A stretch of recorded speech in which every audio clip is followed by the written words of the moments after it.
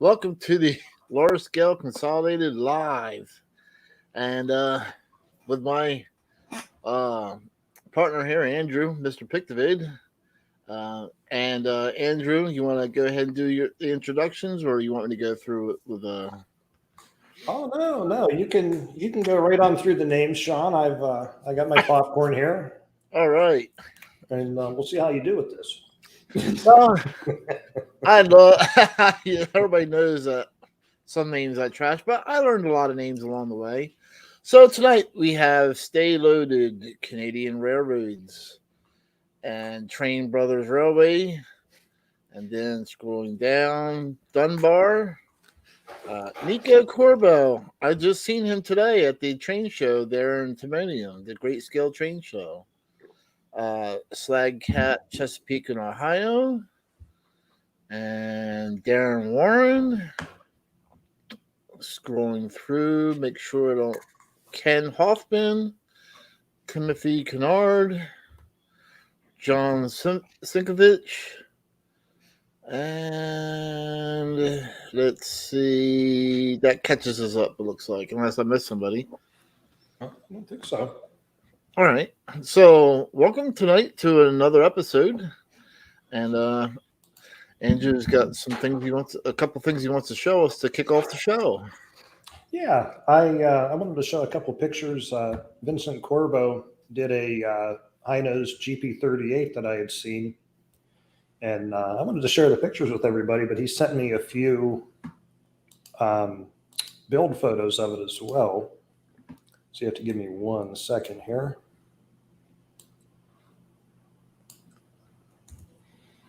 All right.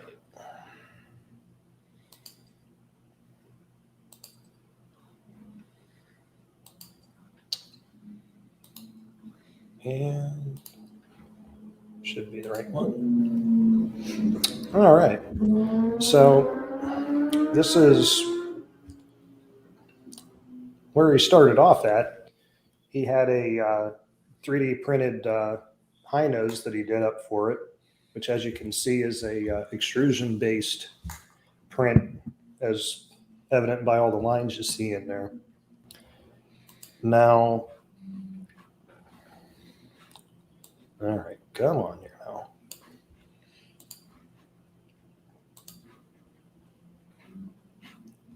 Give me 1 second here, losing my pictures.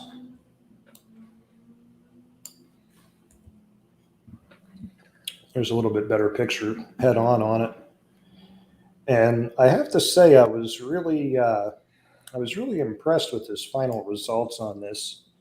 You can see in here, oh, Nico says FDM printer. Oh, you already had that highlighted.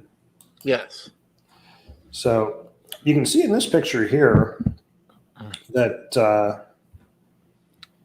he got that pretty darn smooth. He said lots and lots of sanding, but I guess the effort pays off on that. But let's see, where are his final pictures of it?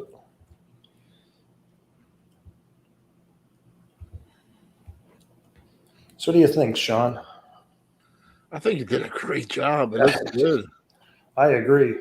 I mean, it looks like it came from the from the G Scale factory that way. It did really nice. Let's see here. I got a couple more pictures. Let's see.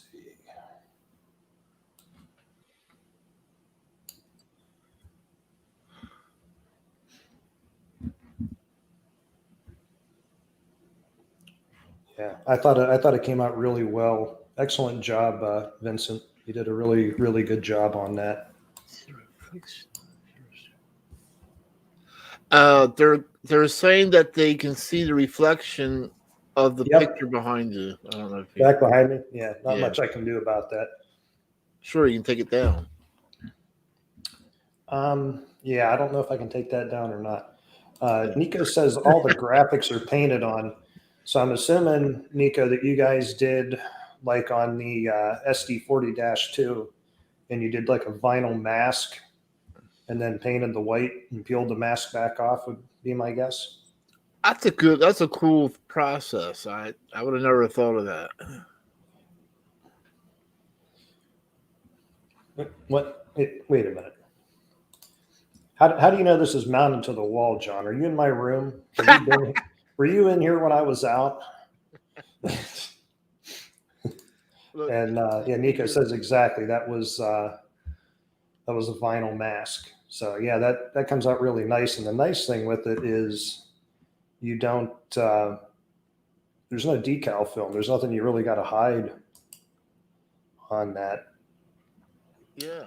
I mean, and using the reverse decal gives you that nice crisp lines, like it was painted. Actually, I mean, it looks like it was actually pad painted. Don't look over my left shoulder, huh, Nico? All right.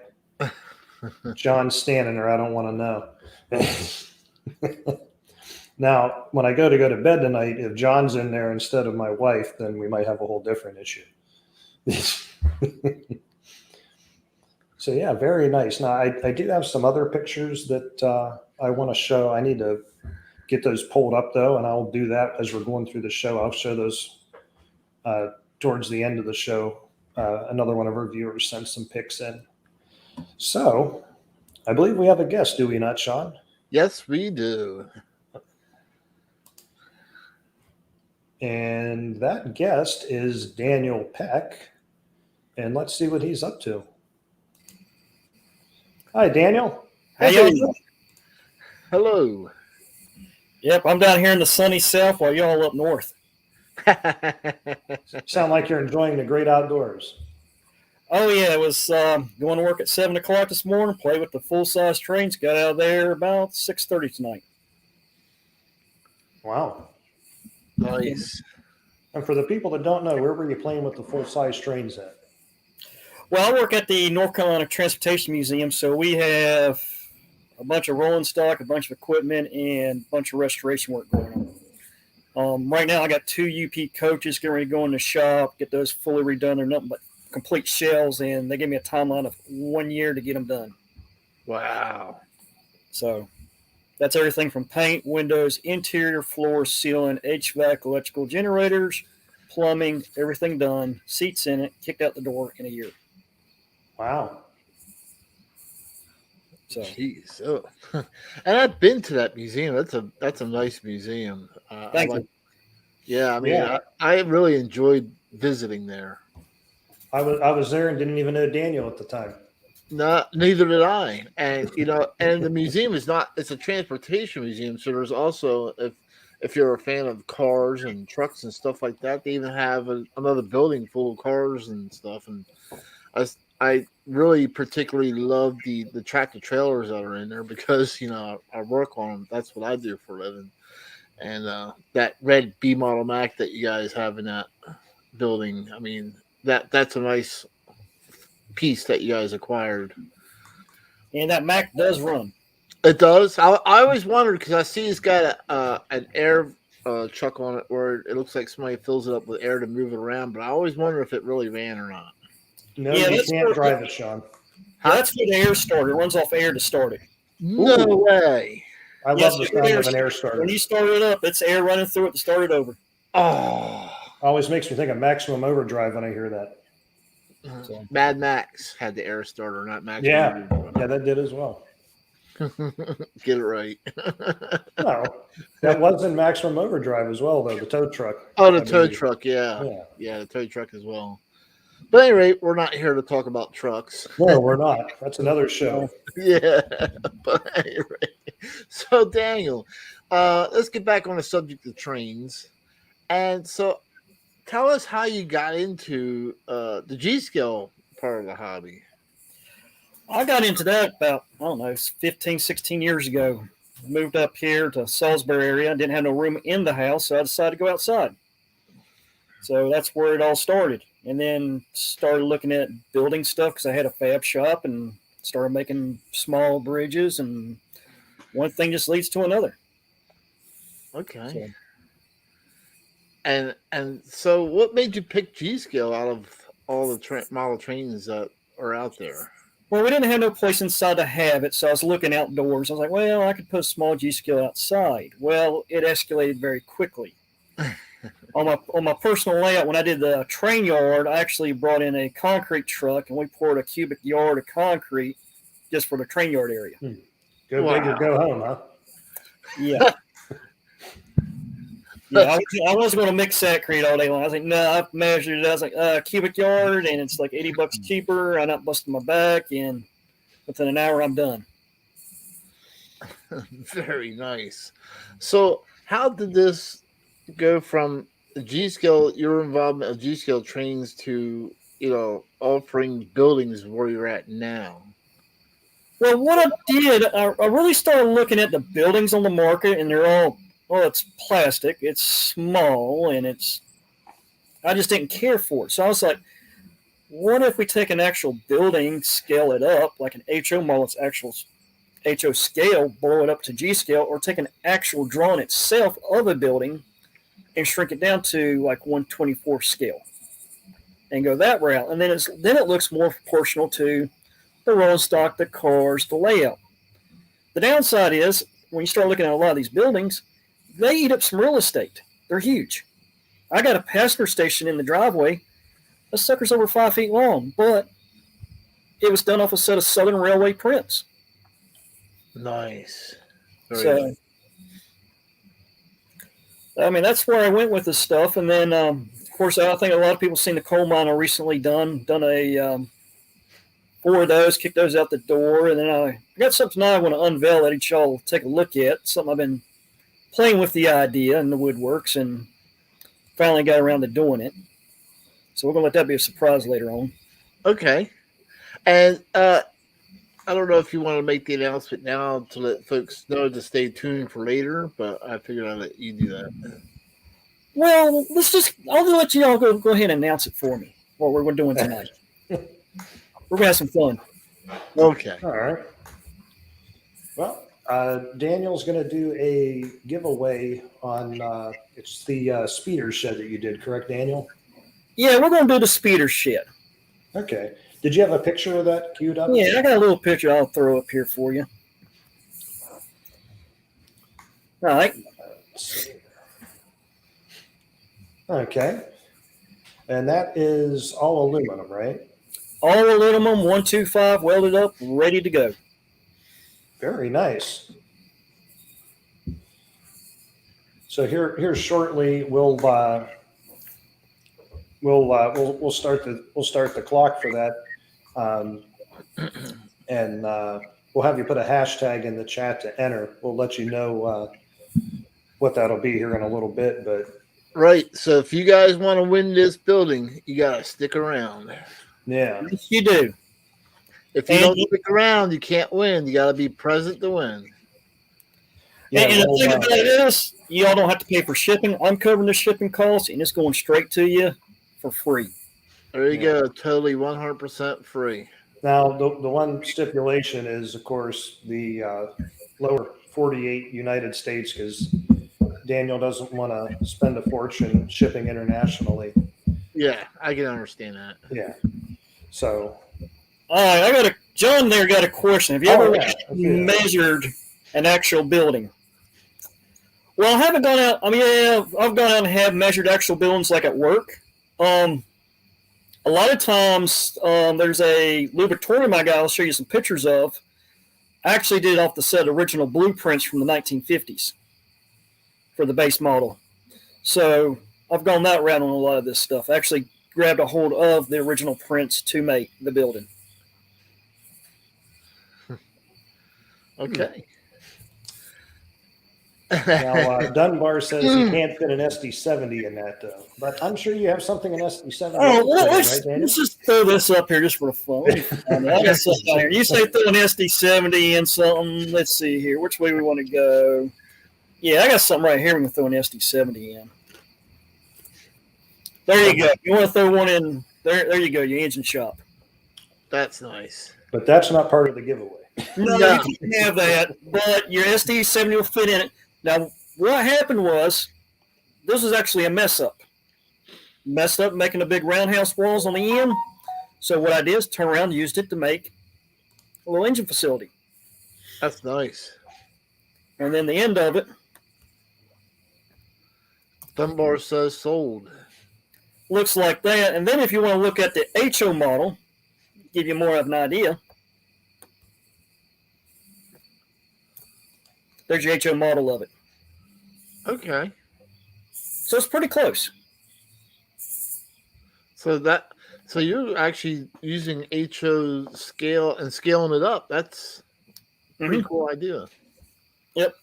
And there's where we was painting it up and stuff, just playing with different types of paint, textured paints, to see what it does in the weather, just trying different materials. Guinea pig it. Very nice. Yeah. And then I'll throw this up here too. And then a lot of the buildings I actually do a 3D drawing of, make sure everything fits together before we even cut out the first piece. So we don't waste material, don't waste time on the machine cutting. Make it sure it's what I want. Right. Or what the customer wants. I mean, if somebody wants something custom, they'll get drawings like this of it with a few dimensions on it, so they can look at it and make sure. They'll get a footprint base, the door openings, just some rude measurements. Go from there. All right, let's see some of these questions. One was, where do you source the aluminum? Okay, where do I source my aluminum from?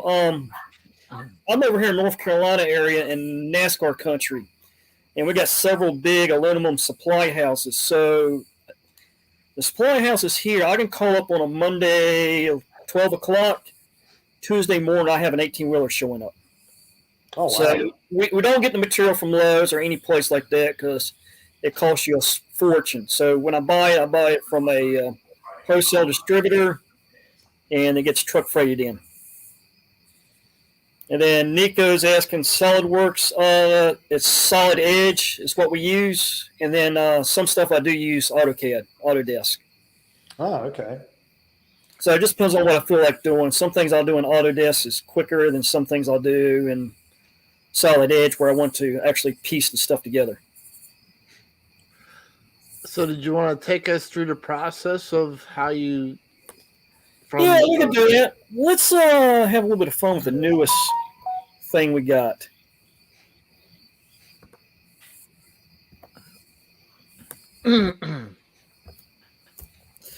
So I've been having a lot of requests recently for a grain elevator. So I borrowed a N-scale grain elevator. And on the N-scale one, it was this wall, this wall, this wall, this wall. But what I started doing is playing with PVC pipe for our silos, which is over here. Our top base, our bottom base. If I zoom in, it's hard to see. There's a little circle here. So what I'll do, I'll put tabs in here to hold the PVC in place. And all these little round circles. So these little tabs are just lightly engraved lines. And the width of those two pipes for this one style of grain elevator end up being real narrow. So about 8.5 inches wide. So it'd be a real good backdrop building. I want to make a bigger one so it's actually wider. So there's two different sizes I'm playing with. So we'll draw it all out. We'll fit it together in CAD, look at it, double check all the dimensions, all that stuff. And then what we got to end up doing,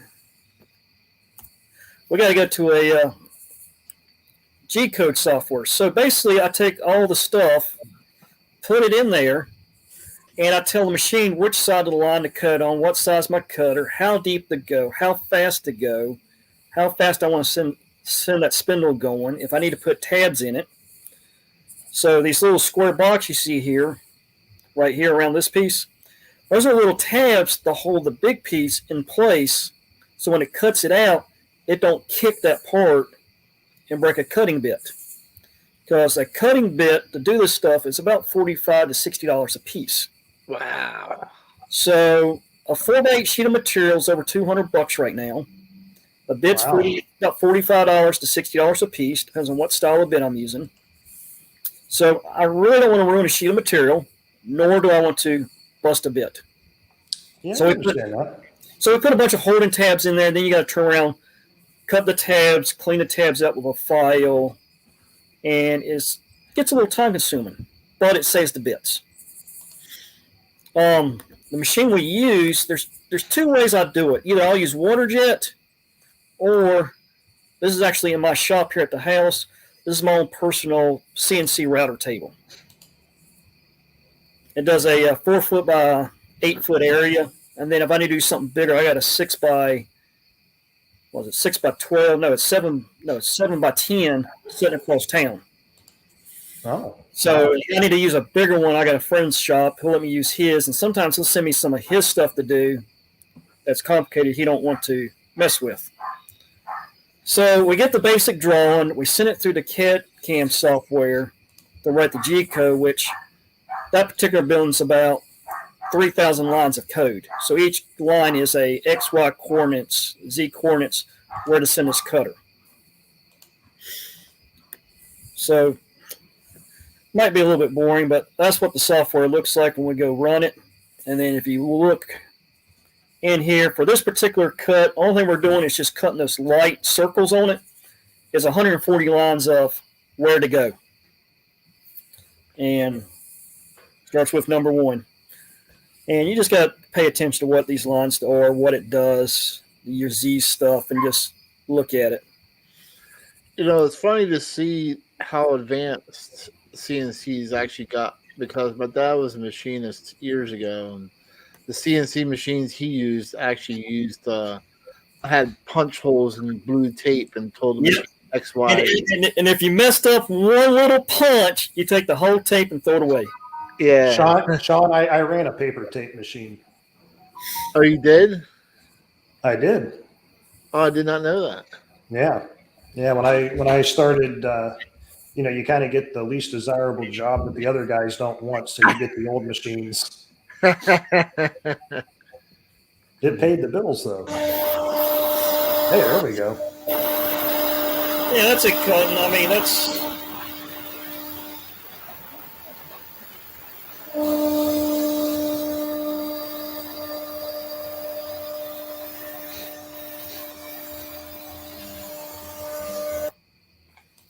So we're cutting the circles there. It's 8 circles there, 8 circles above it, and that's about 140 lines of G code just to do 16 circles. Placing them and all that. Okay. Wow. So some of the other builds it gets more complicated. When I start doing the cold loads, I'll do 9 or 10 cold loads a cut on a file, and it takes about 9 to 10 hours to make all the cold loads. I'll show you some pictures a little bit later tonight, but you're looking at about 300,000 lines of code. I believe it. And it just takes forever. So I just set it up, let it run, and pull the parts off later. So we're having a little bit of fun here. So some people have been asking, because I put the question out there online, a lot of people responding. A lot of people are saying, I want a grain elevator. I want a grain elevator, grain elevator. That's what a lot of people are hollering. So you made a barn. Oh, no, a grain elevator. Okay. We're building. There is the prototype grain elevator going together. I love it. When can I have it? When can you have it? I'll probably have that thing because we're supposed to get crappy weather all next week. That grain elevator will probably be put together next week. Oh, all welded up, ready to go, powder coat, the whole 9 yards. So on the grain elevator here, still got to cut the roof panels, no big deal. There'll be a little building up here. And then your unload area for your hoppers is down here. Now, what we're doing, we're going to make this thing module for those who want to make it bigger or want to move things around. When I sell this, the PVC is, you buy your own PVC, this is what size you need. 4-inch, cut to every how high you want to do it. Like I said, there'll be tabs on these bottom circles here. So these pipes will slide down over the tabs. You just run a little screw in there to hold it. And you're good to go. So you got those on the top and on the bottom. And then you'll have your little building up here. So this top and bottom part of the silos, you can buy an extra set and you can put another set of silos over here. So you can have silos on each side. And then if you really want to, I'm making an add-on kit where you take this set, you slide it down, and you put another set of 4 silos right here, and your buildings connect together. So you can make it super long on one side, or you can have 4 on one, 4 on the other. And me not supplying the silos just makes it cheaper and easier to sell, stuff like that. Let's see. We got some questions here. Okay, I want to make CNC is what makes CNC. I'm looking at Ken right here, Hoffman. Oh, all right. Let's go to Ken. Yeah. Ken, what this is a shop bot. It's made out of Raleigh, North Carolina. This is one of their smaller ones, 4x8. On this machine here, you can cut steel, you can cut aluminum, you can do brass, acrylic. You about name it, you can cut it on it. So anything on there you can cut. The spindle on it is 3-phase power, so I do have 3-phase in my shop through a big converter, not a static converter, but a big rotary. And it has to run in order to run the machine. But it's pretty cost effective. So 4x8 cutting area on it, does what I need. Do I want one bigger? Yeah. If I can get a 5x10 reasonable, I'll pick one up. So you want to do that. Let's see, what other ones? Nico, what is the price? What do you want? $1 million question. The price of the grain elevator? Yeah, he wants that grain elevator. You want that grain elevator. The grain elevator, when it comes out, not powder coated. You're going to have to paint it yourself, or if I get a batch of the powder coat, I'll go that route. But I'm looking between $450 to $500 for the grain elevator. That's minus the PVC pipe. Remember, you supply that yourself. And then we got to get it shipped. So Now, I'm sure there's some people that are probably thinking, wow, that's a good bit of money for a building. But the thing you got to keep in mind is you're going to set that on your layout, and you're probably never going to have to do any maintenance on it again. No. If you go and buy a plastic building, what are you going to get? 10 years, 12 years out of it if it's a really well-made one?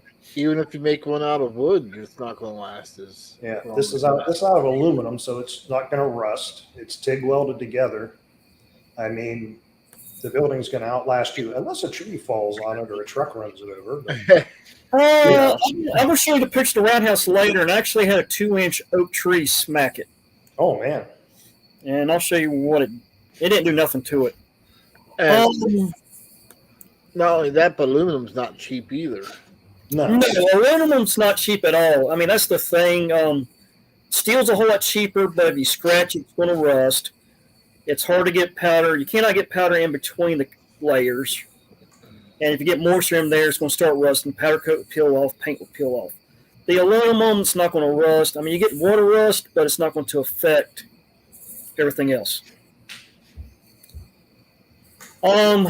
Train Brothers, windows.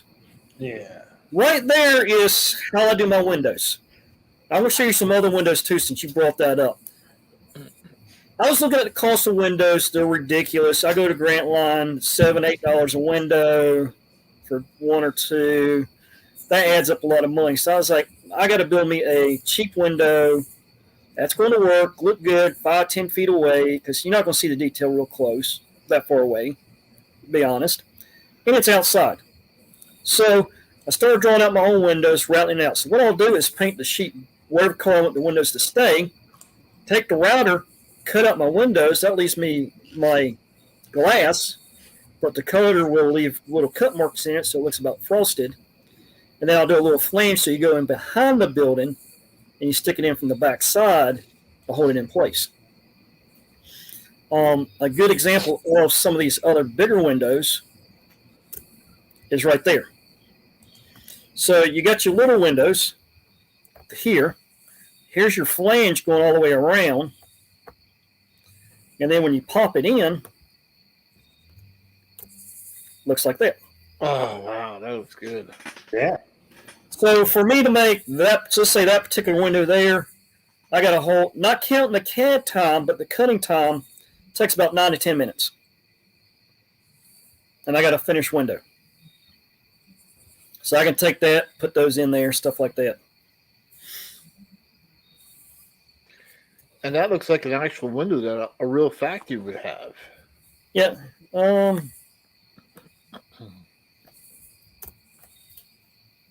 you go, lit up. That's nice. So that's a lubritorium I did. Actually, that's off the Norfolk and Western prints from back in the day. And then they had two sides of the building. Kind of see if I got the pictures. So that side of the building you're seeing would be the side facing opposite end of the turntable. And That's a beautiful building, especially lit up. that side right there would actually face the turntable. So you had this plate glass here. So when the engines would come off from the roundhouse turntable area, you could see what's coming in at you. And there was actually a room in here. And to show you the little room, I think it's in this picture. Right there's your little room inside the building. Huh. Right there's the room. There's the plate window. So that's the office area. So I actually took the original drawings for the windows and all that placement, changed them just a little bit, shrunk the building down because it'd be like 2 feet longer. But this building here is 5 feet, so you can put a mallet in it, no problem. It looks just like the real thing, but it shrunk down some. Just playing with it. Very nice. So are we you ready to let people start commenting in the chat if they'd like to? Yeah, we can start that. We'll start that, and we'll let it run up towards the end of the show here, and then we'll draw a winner out of that before we end the show. So if you would like a chance to win the free speeder shed that Daniel's giving away, all you have to do in the chat is type in #custom building. Now, keep in mind, if you type in custom building 20 times, it still only enters you once. Yep. Just Nick asked, where's the bathroom? Where's the bathroom? Hey, go ahead and just click on it. Now, he's going to laugh at this. All right. In the original prints on this building, the bathroom was open, urinals against the wall. There was no bathrooms in there. It was literally an open stall in there, no doors. I got the original plumbing drawings for this building. I got all the drawings. I got 6 sets of drawings for this building. There is no legit bathroom. It's just a spot on the wall. As crazy as it sounds, that's what they had. When you guys are commenting, make sure you type it just like that for custom building if you want to win that. And if you're Dunbar, #engine house does not work.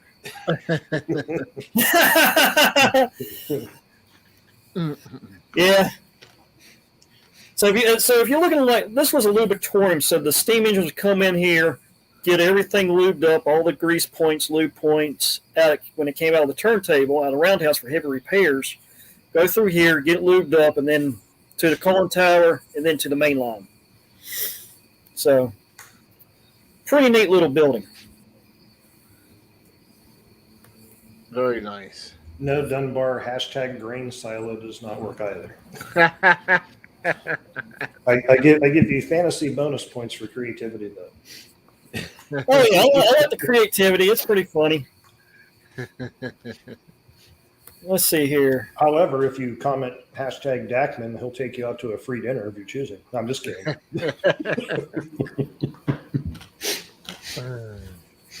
Free dinner. Let's see here. Lube shop.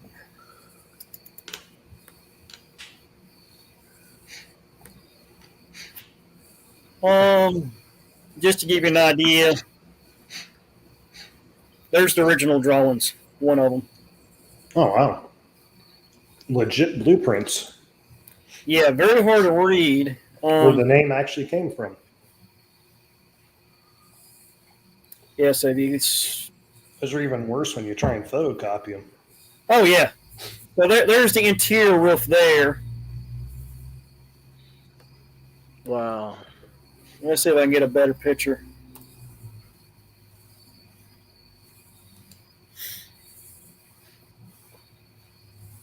That's the interior rails. So there's your pits that were in there, your pit steps, stuff like that.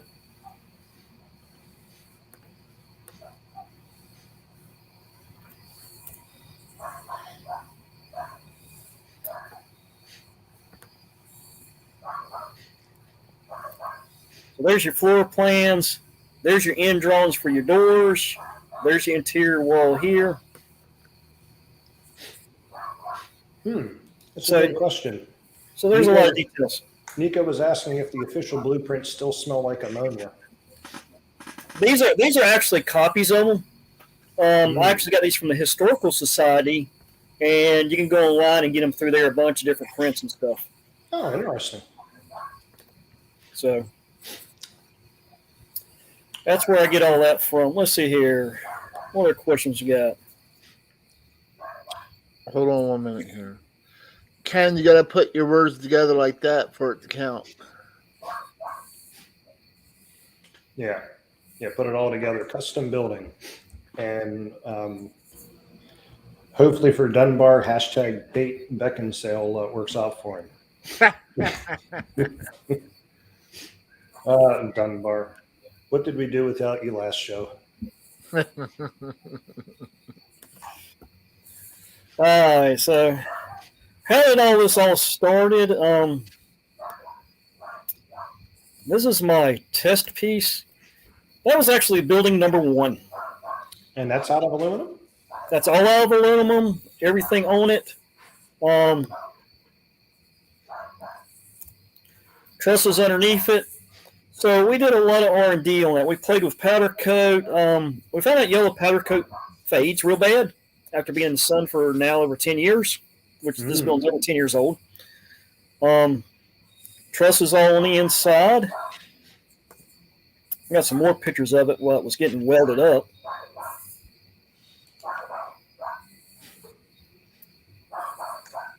Just got to find them.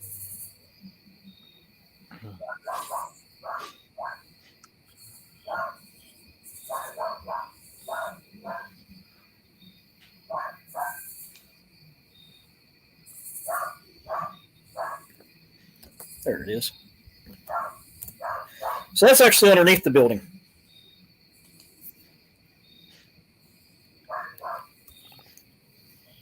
You need a UV inhibitor in the powder coat. Some of this powder coat's funny. Some of it works real good out in the sunlight, but very few colors do fail. And this yellow one took a long time to fail, but the only thing it did was just faded. It didn't come off, didn't flake off, it just faded some. So it depends on what color we use, what happens. When you start doing whites and stuff, you can't have no Sharpie mark because it'll show up. Ah, okay. Cool building. There's the top up to give you an idea of the roof lines, how it goes down, turns a 45 over here.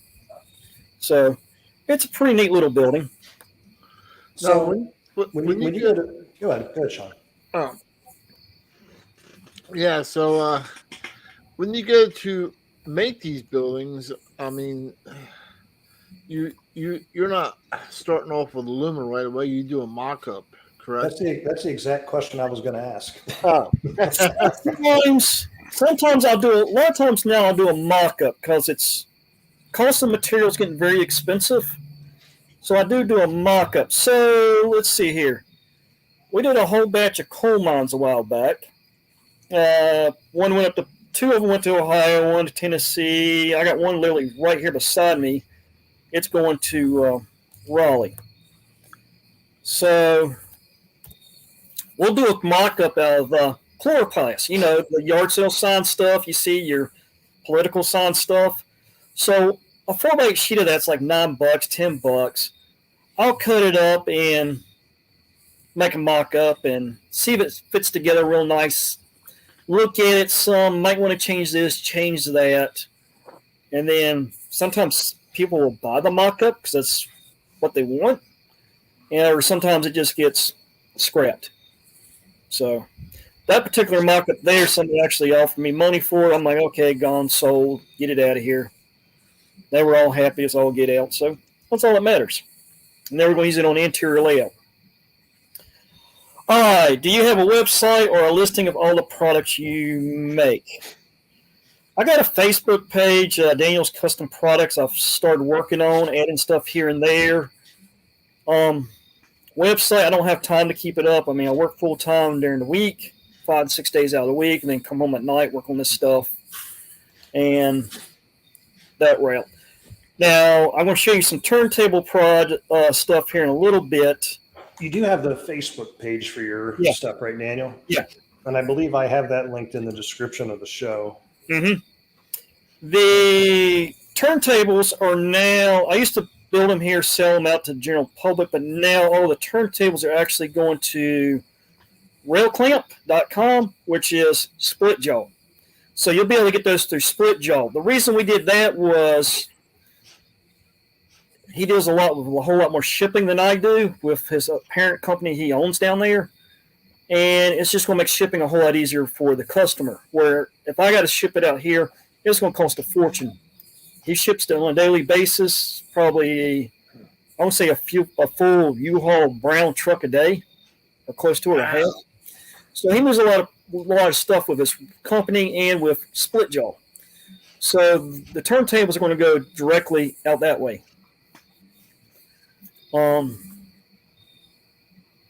I see you had a question from Manimal22 asking what you're using for a brake.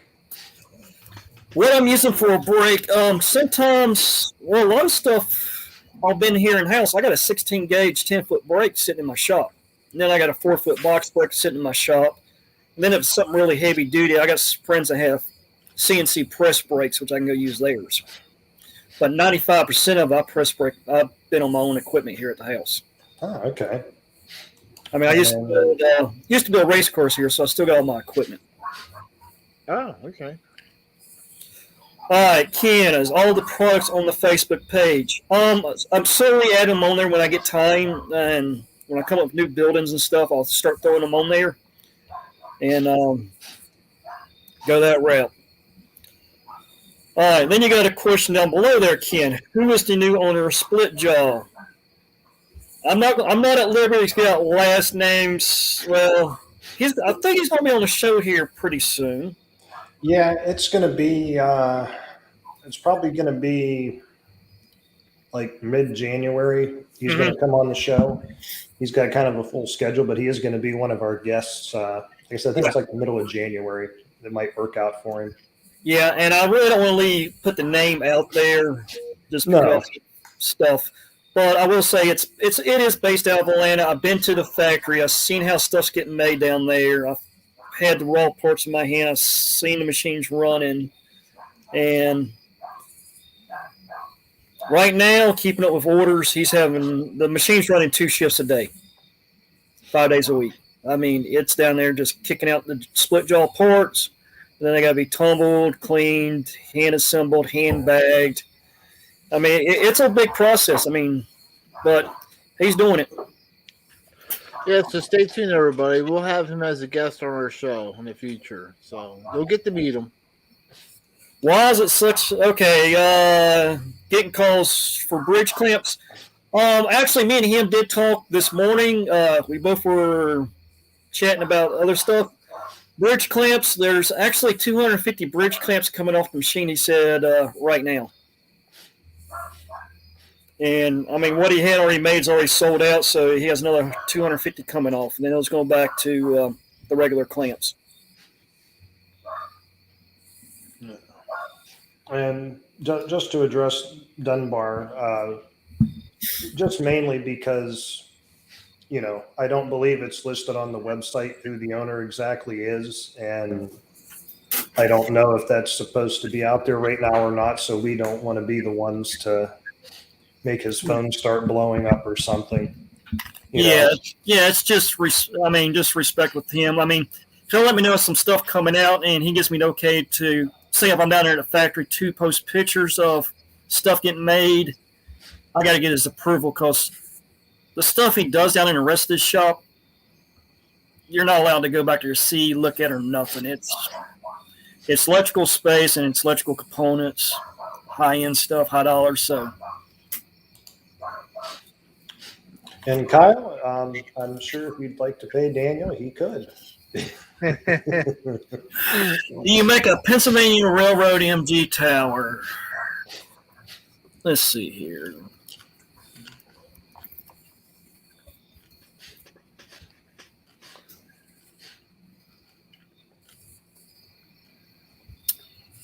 I'm just looking online real quick. Let's see what we got.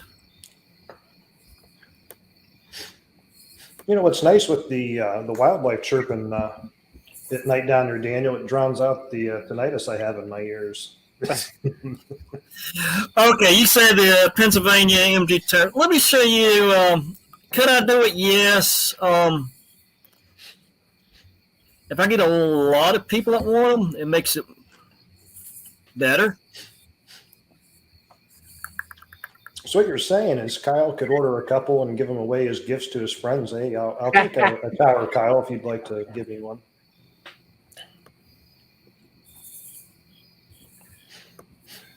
Let's see here. I need to pull that up here. All those crickets chirping or Kyle not talking. Oh, that's a nice switch tower that you did there. Yeah, that's the one that's sitting up at Perry's house. So that's what we did. We took another kit, O-gauge kit actually. I forgot it was O-gauge or HO. I forgot which one I did at the time, and we just basically just blew it up bigger. And he still had to paint the front door and all that. But what we ended up doing on the front steps, that's actually concrete steps. We did a reverse mold, pour concrete slip in it. Once it's dry, pop it out, and you got a set of steps. And he still had to go back and paint the door, and there's close up of the windows. That ain't great stuff. And then before powder coat, that's what they look like. So you had a 3-window version, then you had a 2-window version. So you had several different things. Hey, look, Kyle said sure, so I guess we're all getting free towers. Wow. Kyle. I hope he saves up a lot of money. Everybody wants one. Well, let's see here. Let's do this. There's a whole slew of them. Dang. That went out. Now, I see the one that's got 3 windows. Is it like turned around, or did that one actually have 3 instead of 2? The customer wanted 3 windows down that side and 5 down the side. So we actually got 2 different versions now. We got a 2 windows, a 2x4 windows across the top, or we got a 3x5 across the top. Oh. So we got 2 different versions of it now. Because that's what the guy knew. I think it went New York or New Jersey, went up that way, and that's what they wanted. That's okay. So,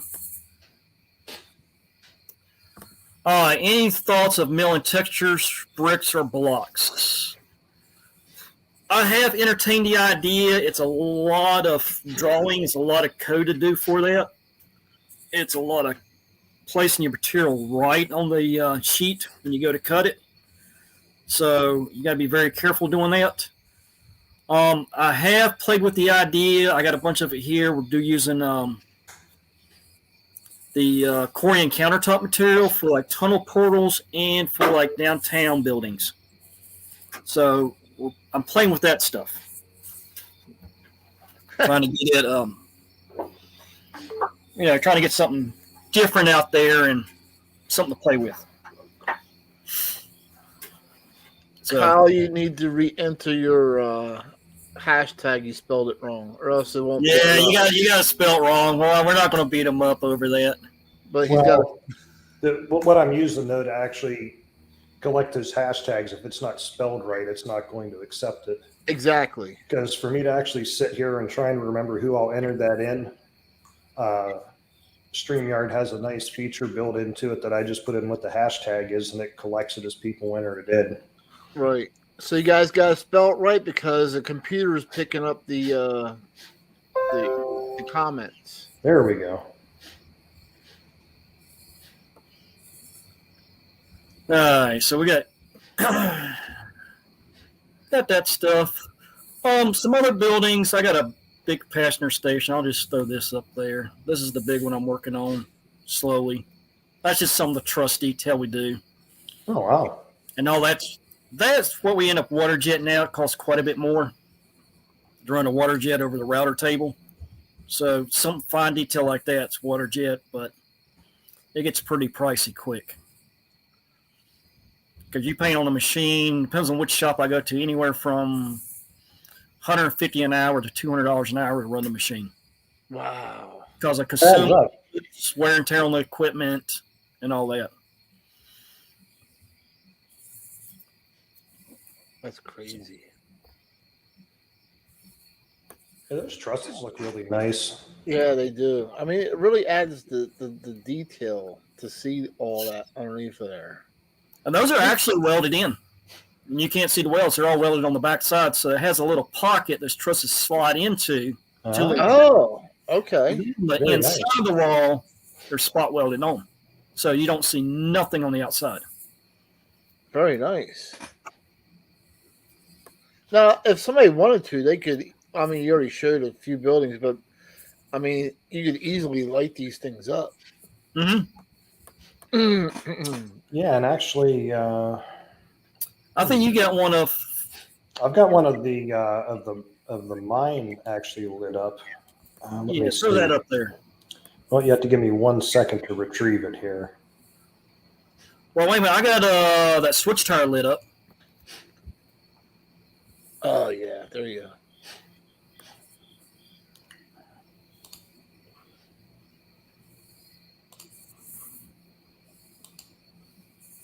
That looks good. Let's see here.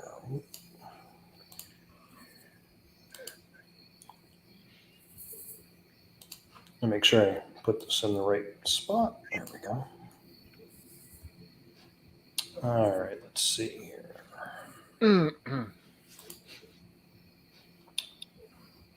So this is the mine.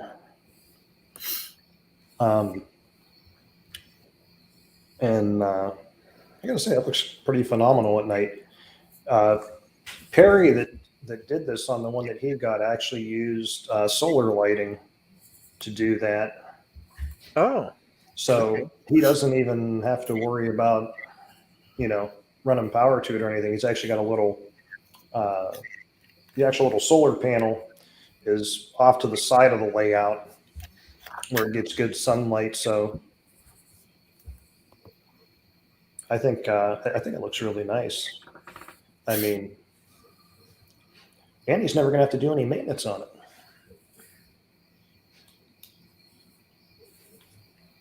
Uh-oh. Can you ship? Okay, Ken asked, can you ship unwelded and just the flat sides and roofs? Ken, I have shipped that stuff flat. It gets pretty pricey because I can't just put it in a cardboard box because it's going to bust through the box when they drop it. So what I got I've to do is seen that. actually 2x4, 2x2s around it, put it in there, glue on front and back, and I can ship it flat. You weld it up. I've done it before in the past, but I mean, the last building I shipped was like $70, $80 to ship it flat, which is still cheaper than shipping the whole building. Then it's your responsibility to weld it up and fit it in the whole 9 yards. But everything's already deburred, cleaned up. So all you gotta do is put your corners together, spot weld it, weld your roofs on, and you're good to go. But yeah, I can do a flat kit. All right, let's see here. Did you say 1/8 inch? Yes, everything's 1/8 inch aluminum. 125. It's actually 5000 series. And then Ken, okay, wire feed. Yeah, you can wire feed weld them. You can spool gun it with aluminum and argon gas. That's what I do a lot of stuff with. And then the finer stuff where I'm going to see, I'll TIG weld it in the real thin stuff. Turntables here, they're motorized now, going out the door instead of the old strong arm, you push it. So all the turntables now are motorized. I guinea pigged them, built one for myself, tried and trued it, beat it to death, threw a bunch of weight on it, trying to figure out what's going to fail, what's going to break, what's going to work best. And it took a lot of R&D, and I got it down pretty good now. So that's one completed. Up underneath it, you got the center pin. That's the big center block that's machined out for it to actually spin on a pin.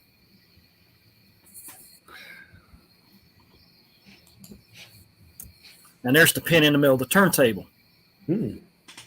Now, the guinea pig turntable, I'll show you the bottom of it because it actually shows you the rollers better. I got a picture of it. While I'm hunting that, this is a customer's one. It's got passed around a little bit, but it finally got finished off. And this is how he mounted on his elevated layout just to turn engines around. And he actually got his motorized. He went back and ordered the deck from me and motor kits, stuff like that. See a lot of people online too asking about the turntables, about how they're motorized. So there it is. So that is underneath it. The brass roller there is actually now done out of aluminum, and it actually rolls on the pit rail. One of the rails are made out of the turntable. That's actually made out of 125 aluminum. The whole deck's out of a sheet, and then I route out the ends of the handrails, put them in the brake, bend them up 90. So the bottom and the handrails is all one piece. And then where the house would sit is welded onto the bridge. I think I got a picture of that stuff getting cut out.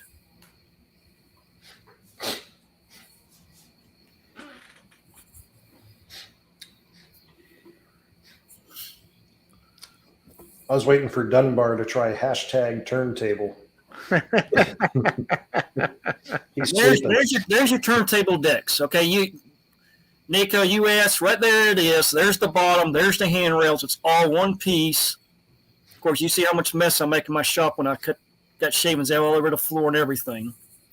So just to make that one little top piece there, those handrails, that cut time for that file is right at an hour, just to make that one part. So the other day I did 3 32-inch turntables, so that was 3 hours of cutting that night just to do handrails in the top deck. So it's quite a bit of time in them. Okay, let's go down to one to John there.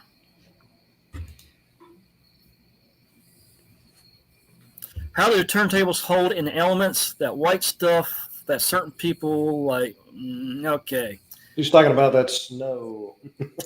Okay, so the turntables, I wanted to make them very, very, very simple.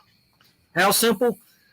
When you're done operating, underneath that bridge, you can put air wire, you can put Revo underneath there, Rail Pro, whatever you want. The other side, past the center pin, you mount your little 4.8 battery pack. When you're done running, you grab that turntable with 2 hands, you pull it straight up. Everything's attached underneath the bridge. The only thing's left there is a can of a center pin. What you do, you drill a hole at the lowest point so you get any water in it and it runs out. Now, you got snow up there in the winter, just take a tarp, throw it in there, and let it hang up a little bit, put something underneath it. So if it does get like into an ice, it gives a place for it to expand and not inside the pan itself.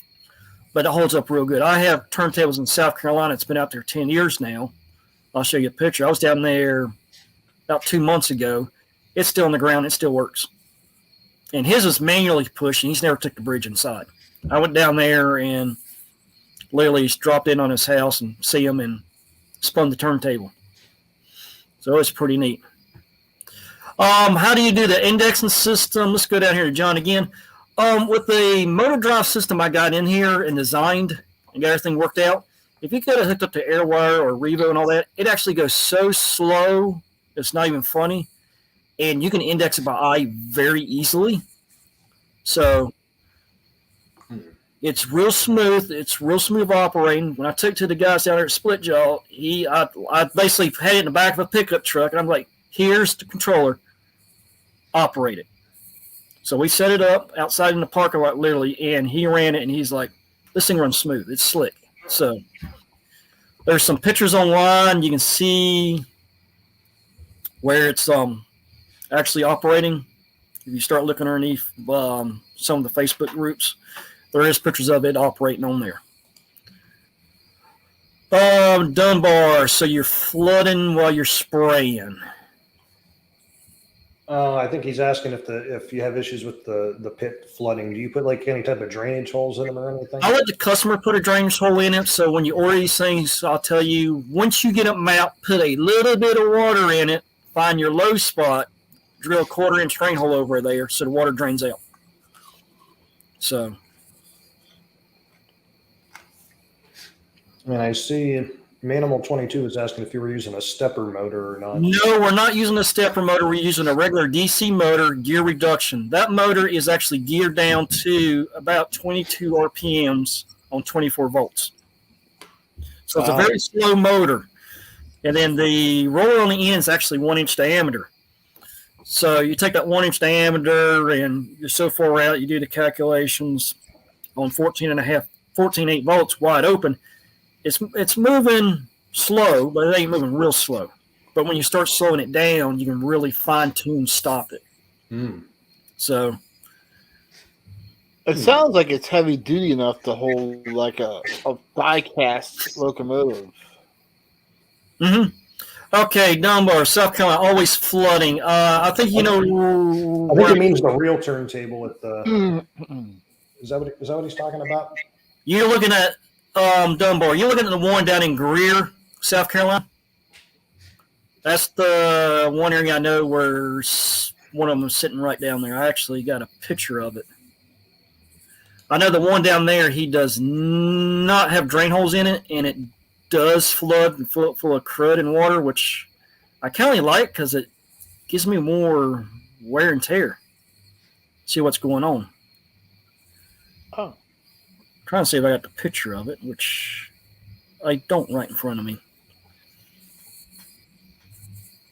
But I know what you're talking about.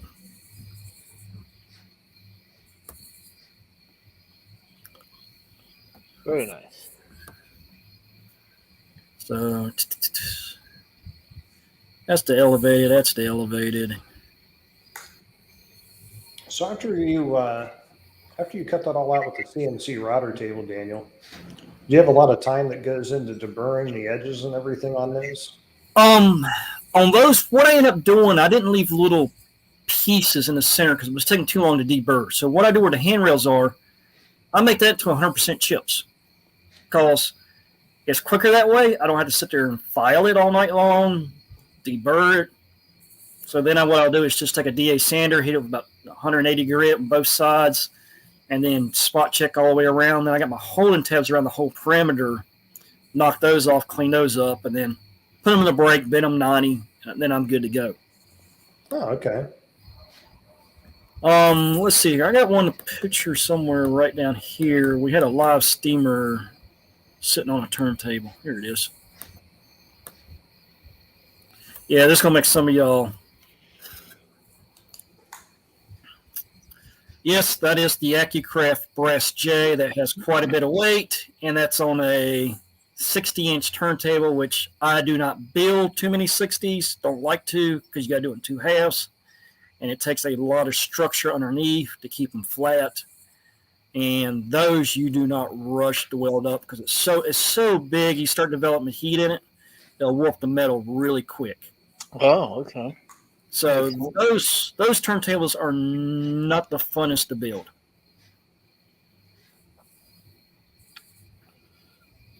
Okay, drill a hole in the side to stop the flood, so if it would flood.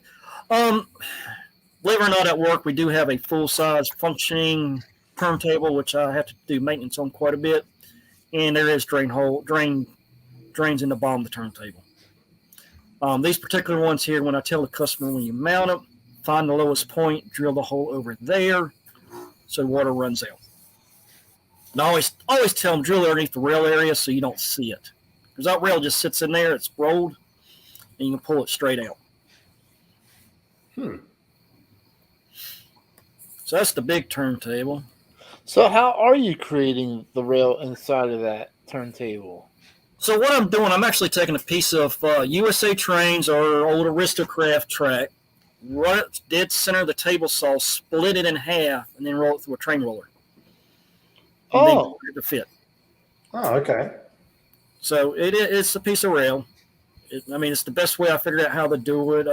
Some of the turntables did have part ties in the pit, and some actually had steel plates bolted into the concrete and then the railroad on it.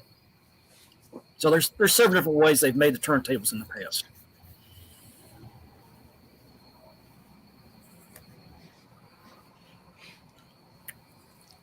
No, I believe I asked you before, but like the turntables don't have anything in them for like polarity for track power, correct? As of right now, there's only one been built that has that put in it to be track powered, and that's actually that turntable right there. Been working with the guys down there at Split Jaw. I was down there with the electrical engineer Tuesday. I was all the way down in Atlanta, and we was going over how to make it where you can run this thing off a standalone transformer. The issues we run into if your turntable is polarity one way and your track coming off is polarity the other way, when the wheels get ready to cross, it will have a dead short, and then we got to figure out how to prevent the short. So we had to put a poly fuse in there, something like that, and go that route because I don't want to burn out. We're developing a set of slip rings to go in there. I mean, they're not cheap to build. The slip rings. We're playing with the idea. We're going to make one. We're going to R&D it first before we even market the thing. I mean, beat it to death in my shop and just wear and tear it. Put a high load in it. And make sure it's going to hold up before me and the guy down there even put it on the market. I don't like failures. I don't like things to break. So we're going to have to try and true it for a while before we even send it out there. Because he don't want failure parts. I don't want them either. Because it's mine and his name on the stuff, and it's just like, can't have that. So you got a question from Randall Ellison. Transfer table. Yes, I have contemplated the idea. It's just how wide, how long to build them. Do I make it track power? Do I make it all battery operated? That's the stuff I'm running into. I can build one. It's no problem. It's easy. And it's just, I haven't really had that many requests. I thought about building one for me, but then I haven't had nobody else ask for one. I mean, how big do we want to go with this? Yeah, I imagine a transfer table can take up a little bit of room. Well, actually, turntable. Well, the transfer table actually take up less room than the turntable because you don't have the array of tracks coming off. It's just they're all just stacked, so it takes up quite a bit less room. Yeah. So, and I'll tell you, the transfer table would go great with that locomotive maintenance building. Actually, yeah, that would. Yeah, I like Ken. If anybody tested out any of your products, I test out a lot of my own stuff. I do test out a lot of my own. Because I want to beat it to death because I want to make it last. Yeah, I'm sure you do the stress test on it just to see how far it'll go. Yeah, I don't have the picture on here, but I got a picture of a bridge I built. It's been out here 17 years now, powder coat. It looks like day one. And I got a picture of me actually standing in the center of an 8-foot bridge just to prove it'll hold my weight. Oh, wow. So, I mean, we haven't even talked about bridges tonight. That could be a whole nother deal. I guess I'll have to throw a little teaser out there. I mean, we could make it another deal, another week. Ken just wanted to throw out there that he has snow capability.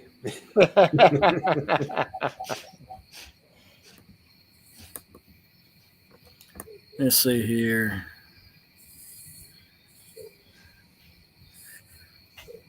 What type of bridge should we do? We'll just do a teaser. Yeah, I like teasers. Yeah, you do, especially when you tell your stories. That's why I go away and 45 minutes later I come back for the conclusion. So that's a bridge that you have built in the past, correct? Mm-hmm. Now that's all aluminum, or No, that's steel there. That's steel painted in a zinc paint. can you zoom in on that a little bit, Daniel? Oh, yeah. Ooh. Oh, yeah, that's wow. And what's funny is that's only 2% grade. And from right here all the way over here is actually turned. It's actually on a radius. Wow. All right, can't you use the shot bot to deburr? About time I spend the time to do the G code, change the cutter, all that stuff. I can take a DA sander while it's running and go behind it and deburr while it's running.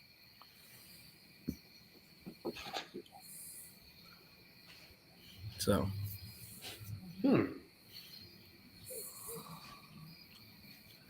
Let's see. No, let's see here. We got some more bridges.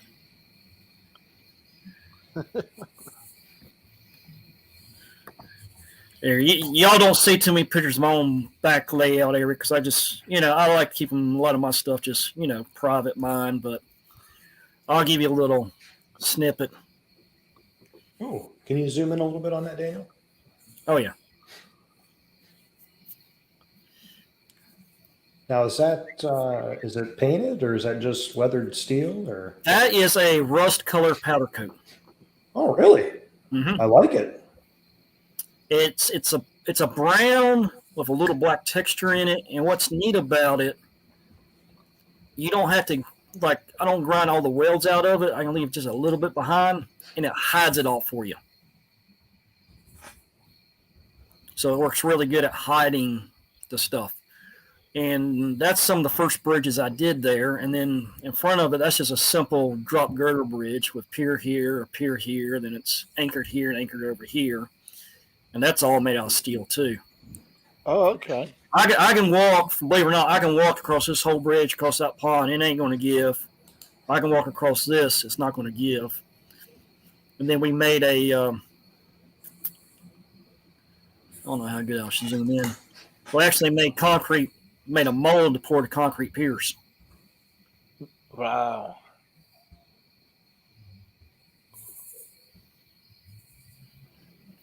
That's pretty neat. That's a little bit. I like it. I keep saying I need a bridge on my way out, but then I need something for it to go over. Yeah, well. Ooh, there we go. How high up is that, Daniel? That's only about 4.5 feet off the ground. And that's sitting in South Carolina. And again, all steel. That's not aluminum, right? Yeah, that's all steel. And the customer put all the piers in place, and I came back down there and rolled 2-inch channel here to fit the radius and all that.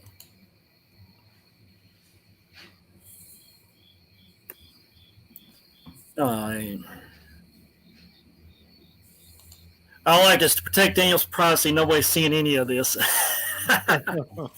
Yes. The things you're seeing do not exist. Okay, I got Randall down here. Let's look at an N&W power sitting on the bridge. I'm gonna make you nervous, Randall. I had it sitting at an open house down there years and years ago, and the guys at the end of the day kept bugging me to run it, so I turned and ran it across the big bridge. And then what we did after we ran it like that, we actually double-headed across the big bridge. Now, how high is that bridge? That's about 13 feet in the air and it's 56 feet long. Wow. And I had to do some the guy originally built that in his backyard. I had to go back and do some repair work because a tree went through it. And then I did the rest of the bridges on his layout. Yeah, I hate to see what happens to the train there if it takes a spill. Yeah. No thanks. Yeah.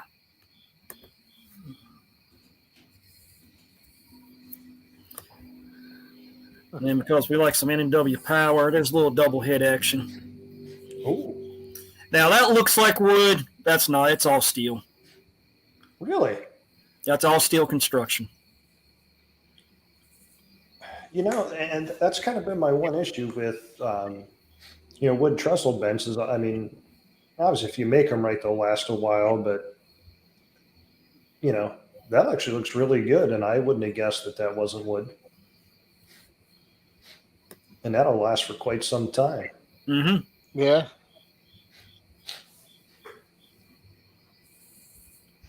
Yeah, you don't have to worry about the termites or ants or,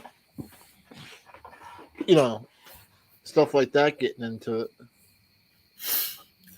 Yeah, I mean, that was pretty fun to build. That sucker was 14 feet long. It took two of us to load it up. I mean, it's made out of 1/2-inch square steel with 1/8 by 1/2 flat bar.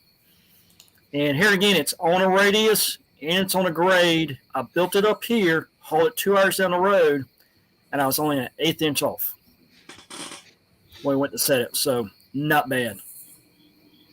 Not bad. Nico says you need that bridge, Andrew. I need a lot of things. A lot of things. That's not a lot of things I needed today, but just looking at Dunbar's. Oh, he must have been asking scaffolding for when you did that bridge that was up in the air. Okay. Man, that sucker's up there. I'm like, what's he talking about scaffolding? Like, oh, all right, I get it now. Yeah, I'll look for some. I'll just throw another little teaser. This is one I did. It went to a, believe it or not, it went to an old folks home. They put it in their overhead layout area. And then there's one very similar to that for those who are at RLD. All the aluminum bridges on the layout actually came from the shops down here. Oh, I think we need a. What do we need? Somebody asked a question. I'm looking back here. Oh, here we go. Ken Hoffman was asking if those supports could be ordered on that. Oh, I was looking for that and I forgot. Yeah. I think he was talking about when you were showing. Was that the N&W sitting on the bridge? Yeah, let me scroll back. Kind of the angled shot. I think he was asking if those supports could be ordered. Was you talking about these? I don't know if it was those or if it was. Or the actual trusses. Yeah. On the other bridge. Is that what you were? Yeah, that's what. So yes to this picture here, Ken. That's what you're looking at. No. No. Okay, Ken. Let me scroll up here.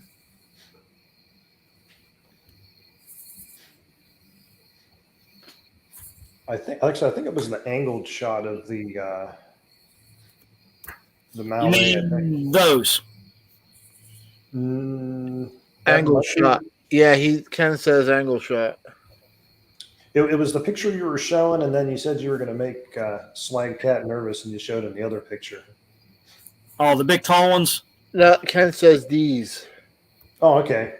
Yeah, I guess those would be the same ones, yeah. Can those be ordered? Right now, my jig's actually sitting in Tennessee.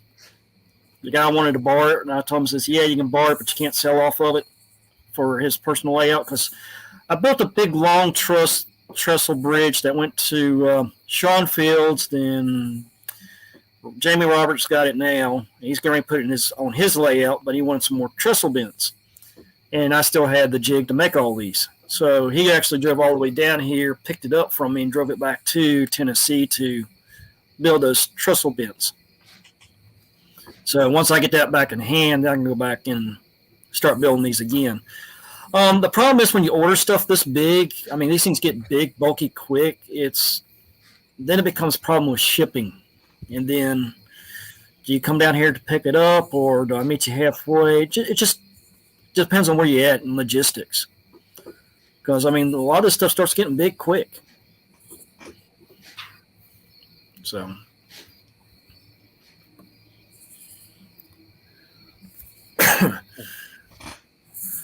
What other questions we got here? Angle shot.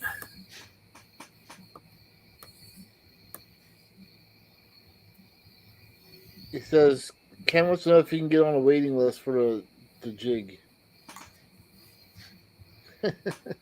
Oh, a jig for the big bents. I like that. $80 buys a lot of fuel. Man, if y'all knew how far I traveled, it was fun. It was funny a while back. Oh, you drove from what? What was all the way that? up to Ohio? Was that August or September? I think that was August that you drove up. And I saw you in Warren, Ohio. Yeah, everybody was like, "Yeah, I'm coming up to Ohio." It's like I get a phone call. Oh, they're having a train show up near there where you're going on Saturday. I'm like, So Friday night after work, about 5 p.m., we'll jump in the truck. Truck's loaded down, and we go all the way up. And we make it into Ohio.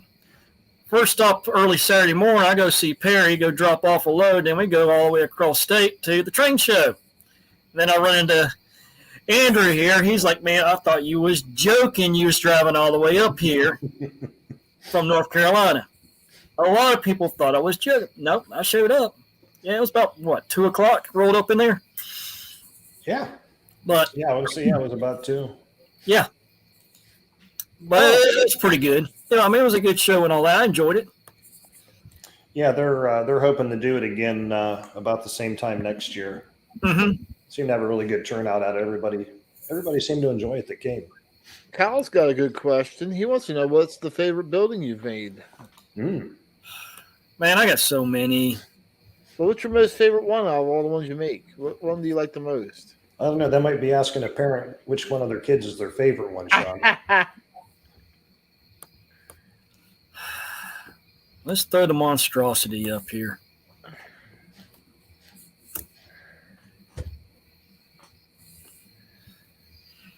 Well, that's the start to the roundhouse.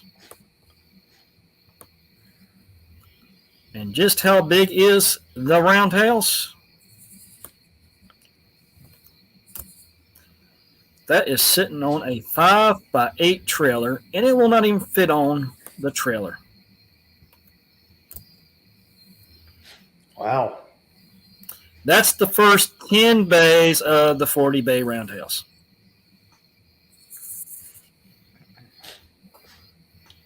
How many bays did you say on that? 40. 40.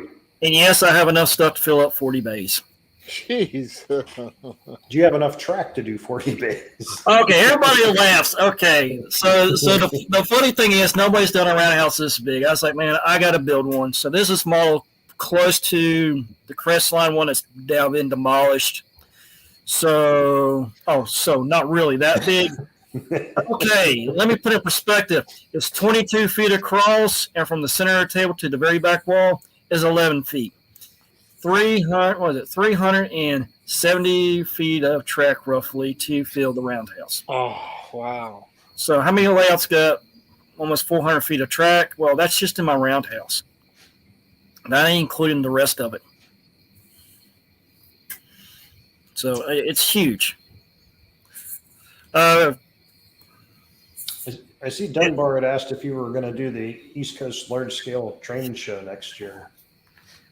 Well, I mean, the thing about me going to train shows, it's everything I got so big, it eats up so much space, it's hard to carry it. So a lot of times I don't go to train shows. It's just online stuff.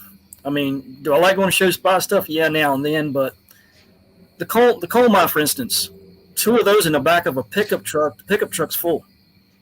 I can attest to that. Mm-hmm. I saw it half full because you'd already delivered one. Yeah, you saw it half full. I dropped off switch tower, some other stuff.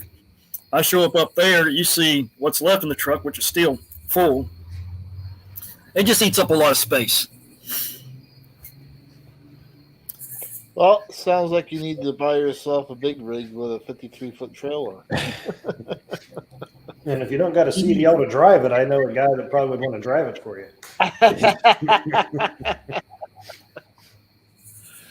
Dunbar, protect his privacy. What? Me? Yeah. I'm a little bit quiet on location and stuff. That's just me. Oh, Dunbar just likes giving us a hard time. Yeah. See, Randall said, at Dunbar, blindfolds on. Let's see. I don't think I got a picture of the mock-up in the driveway. Well, here you go.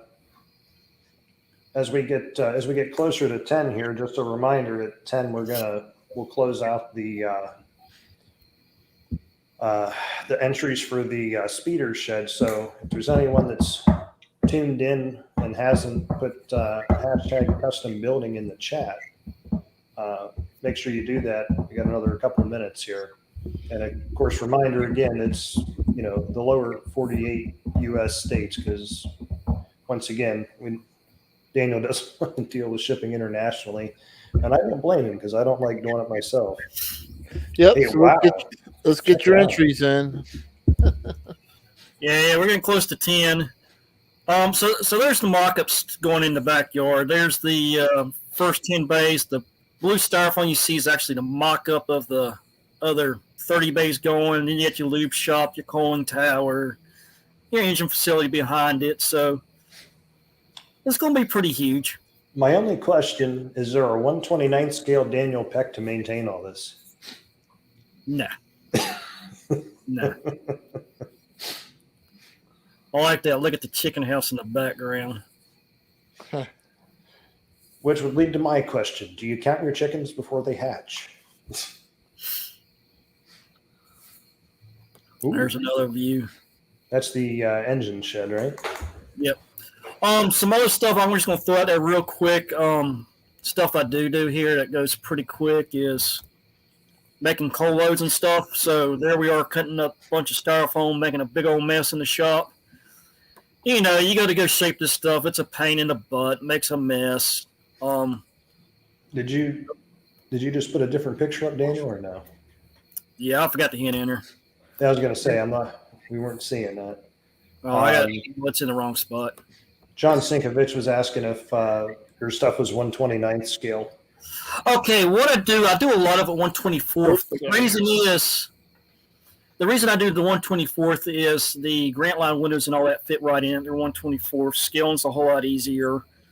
I have built some 132nd scale stuff, just custom orders, 1 offs, 2 offs. That's about it.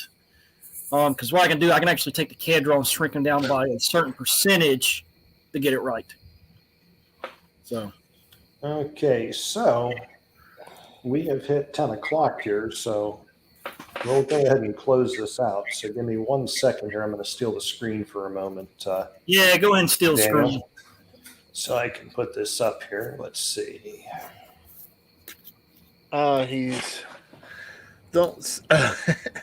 What's that, Sean? No, I was just reading the comment. Oh, I got the engine shed price. Which engine shed you talking about? The lube shop or the 3-bay shop? Which one?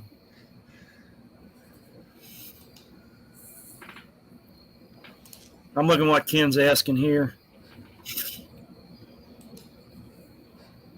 Okay, so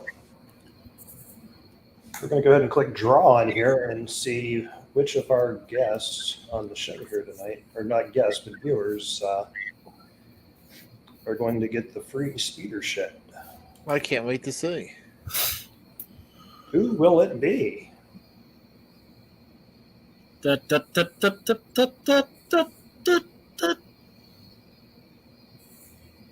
Oh! Ooh, Gem State Railroad is the winner. Nice. So, if you want to, well, I guess let's do it this way so you don't get a ton of spam, Daniel. If you want to just email us at info@largescaletrains.com. with your name and address, I will forward that on to Daniel so that we can get that out to you. And let's see. Nico says he was robbed. Nico, what's wrong, man? You wasn't robbed. It was random draw. He was robbed. Nico, That's all right. Kyle cut him deep earlier tonight, so that's all right. But anyway, Ken Hoffman did answer your question. He's interested in the red one. the red one, okay, there's two versions of that. You either get a 4-foot or 5-foot version. The difference is about $50, okay? 4-foot one, your mallet and stuff will fit in there just barely because the building ends up being like 47 and some change long. The 5-foot one will fit in there comfortable, but you're looking about between $450, $500 for them. For the big building, that's including the windows, but then the red powder coat is actually extra, and that particular red powder coat actually be baked on there twice. So they got to spray it once, bake it, spray it again, bake it, and it's a little time consuming.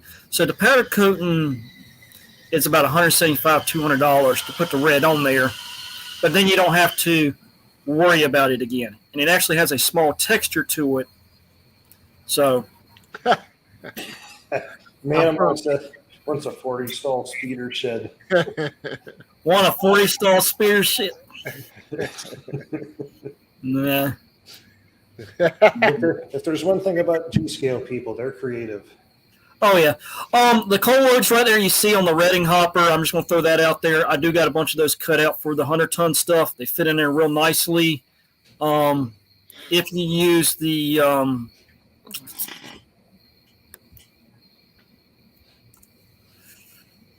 ballast stuff, blah, blah, blah. And it ends up looking real nice on the coal loads because from where those scenes, that's what it looks like finished. So it's not a bad coal load. Looks good in 100 tons. You know what those coal loads go for online on eBay? Everybody's asking $30, $40. It's ridiculous. I'm doing the blanks here, $10 a piece. So I got the 100 tons. I got the Pico 2 bays, and I got the Aristo gondolas, the big ones, all cut out. So I got a bunch of that stuff sitting here, easy to go. Just don't use real coal, John says. Why wouldn't we want to use real coal, John?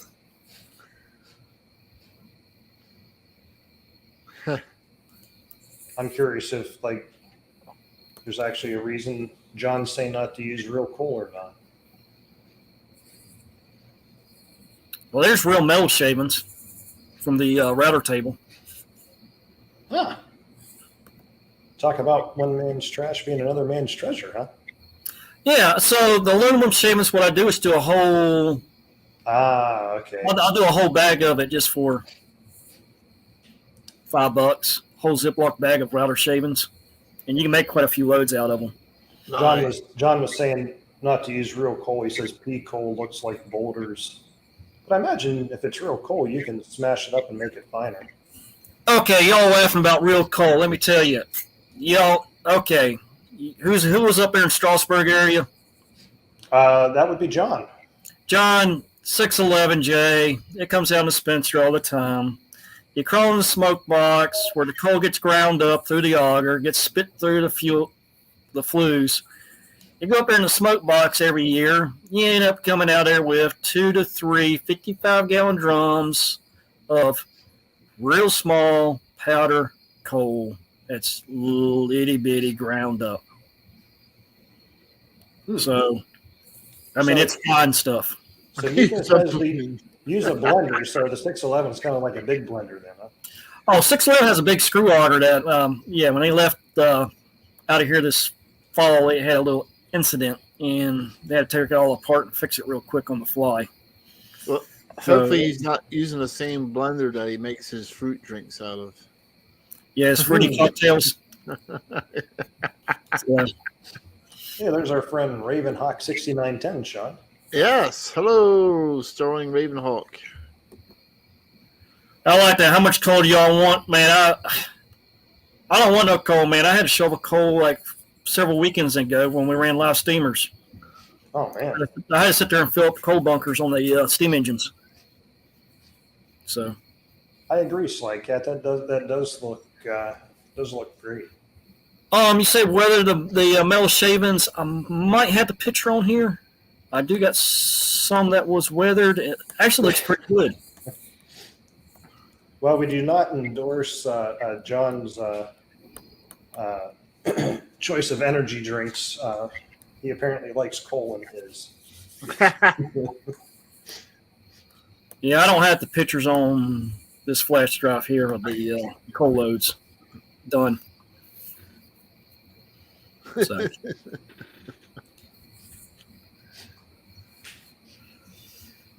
Okay, you're going with all this coal stuff. Strasbourg coal does not burn hot. Because when they brought the J down, it was like, let's get rid of this coal. It was hard to get to 300 pounds of pressure. Blah, blah, blah. Let's burn it, get rid of it. Get some other coal brought in, put it in. Get it up to 300 pounds of pressure. A whole lot easier.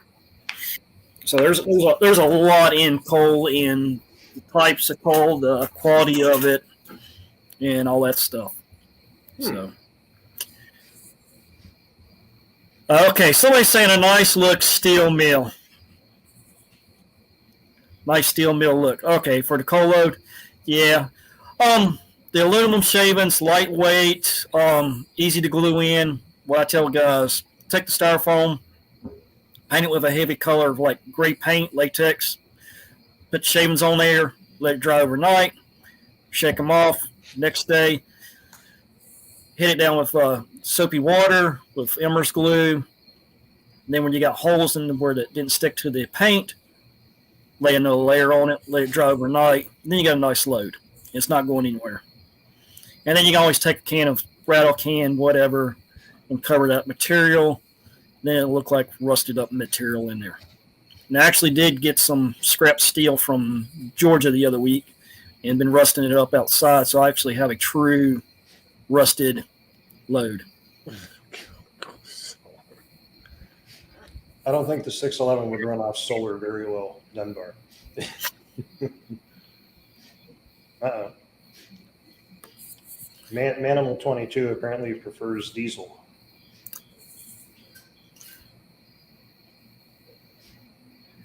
I don't care. They're both expensive. This is true. None of this is free. No, I mean, okay, steam engine, very expensive to maintain, operate, and work on. Diesel locomotives, rebuilding motors. We just did 2 of them. I know what it costs. It's not cheap. And, yeah, you can buy a house by the time you rebuild a motor. Been there. Just some other things I'm just going to throw out there. Yeah. While we're out here just shooting the bull tonight. Mill houses, something to play with. Got a 2-story version. That actually looks really nice. And you got a little 1-story version. What's the price on houses like that, Daniel? Those houses there, about 1 1/4 for the, 1 1/4 for the short one, 1 1/2 for the tall one, which is pretty reasonable. That's all aluminum TIG welded together. MIG and TIG, and the whole base comes off. And then where the windows are, just for a few bucks more, I'll cut out the windows out of the acrylic. You paint them yourself, or they are actually cut out for the Grant Line windows and doors to actually fit in there. So you got 2 different ways to go with them. So the price that you said, did that include the windows that you make or no? No, the windows like for these are just about $10 more. So it's not really that bad because I mean they're just a generic cheap window, not a lot of detail. Nika wants to know if it's on a prairie. Yeah. A prairie. Yeah, he said the little house on the prairie. Come on, Sean. You're sleeping on me. Hey, I like that 611 making a lot of black smoke today. Yeah, depends on who's firing it. Any chance of a downtown building like Cotto model structures used to do? That's a good question. That is a good question. While I'm looking up something, there's your little shanty somebody talked about, or a little bungalow. That's the one with a Grant line door. A lot of them I just put a metal door in it because they look more. Well, that's one of the mock-up ones. One building I am working on, about halfway there. I just got to get time to get them done. Time, the ultimate hurdle.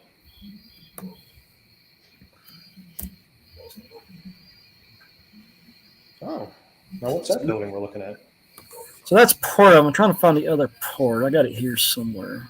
And that's out of that coroplast. That's a mock. Yeah, that's out of coroplast for a mock-up I'm playing with. I was playing with the whole design of the building because I'm going to make it modular where you can order just the main building, which could be trackside building or downtown building, ever how you want to use it. Or, here we go, I robbed an HO building to make it.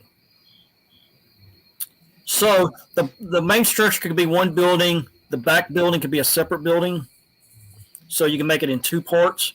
And then like the dock it's going to be modular, so you can put it on the left side or the right side of the building. Oh, okay. So that's one of the buildings I'm working on. That could be, it's trackside structure, but could be used downtown area almost. Downtown buildings, I haven't worked on that much yet. I do have some in the woodworks of doing like a false front, but use a Corian type material. So when you cut it, route it, then it looks like granite type material. You know, like your fake granite countertops. It's done out of that hard plastic. I can actually machine and mill that on the router table too. So I'm playing with that stuff. I see John was asking if you ever considered just like storefronts, not the full building. Kind of like what I was talking to you about yesterday with a warehouse. I've been throwing about the idea of what to do there. Because I do get several people asking about doing a building front. So it can be done. I'd like to probably do it in a module. Because what I could do is, like Colorado models, they had those module walls. I could actually do it where I can actually do module on the aluminum buildings and actually cut it out as modules by saying, you want this for the base, you want this on the second story, you want this on the, let's say, third story or fourth. And then you can actually take those modules and put them where you want to. And then I can take those and then cut it out to match that drawing.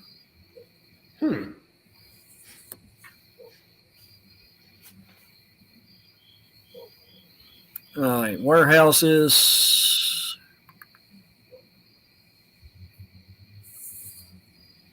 Yeah, clean out with a backhoe. Been there, done it. Hate doing it.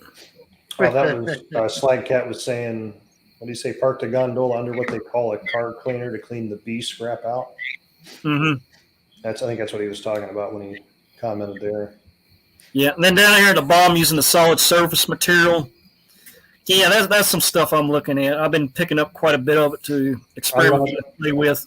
What's solid surface material? Well, it's like Corian countertop. Okay. All those special granite countertops. Yeah. Yeah, that's what that stuff is, because the color and the pigments and stuff go all the way through the material.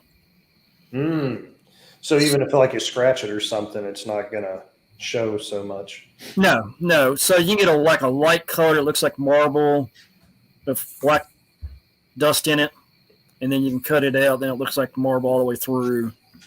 So it's pretty neat raw material. I thought about doing. I'm gonna do some tunnel portals first, make it out look like block material, just to play with it, play with the machining of it, and then I'm gonna go into maybe make some storefronts.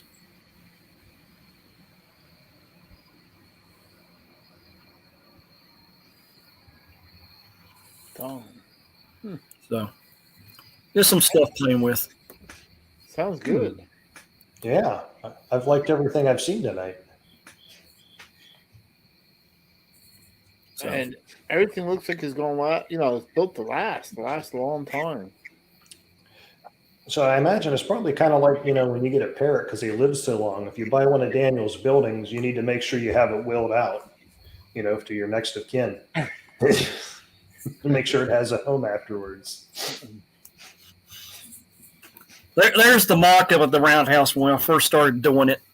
we cut out that chloroplast, and it literally sit out here for several months, me looking at it and scratching my head before I went gun-ho building the thing.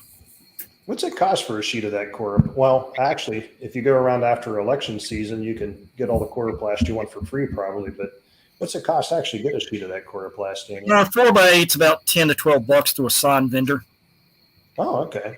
So it's not bad. I mean, it's cheap. It's a throwaway material, I call it, but it works good for mock-up, where consider a sheet of raw aluminum's over $200. Okay. So if I really want to do a mock-up and play with it, I'll do the chloroplast. Especially when you start talking like some of these bigger buildings and playing around. Very nice.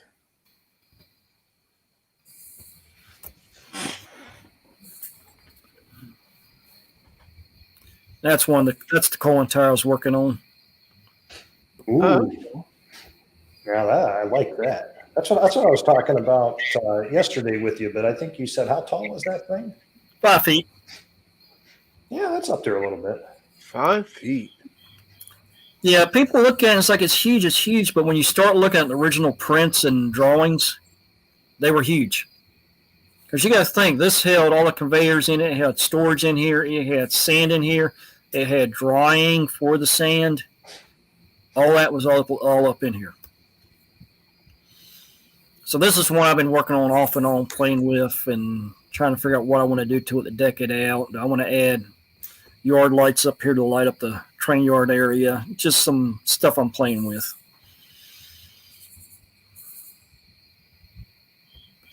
Very nice.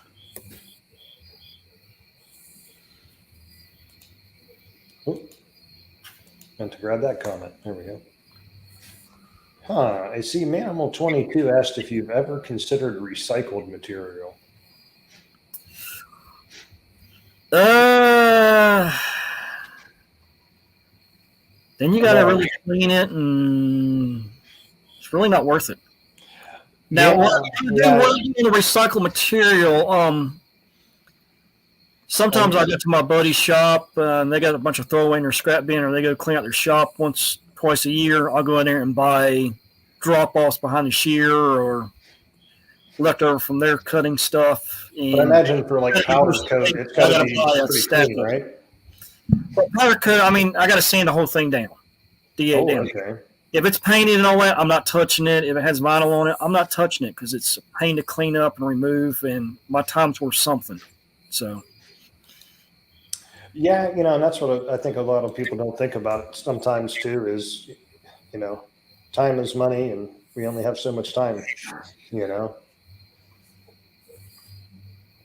Yeah, like aluminum is aluminum. Yeah.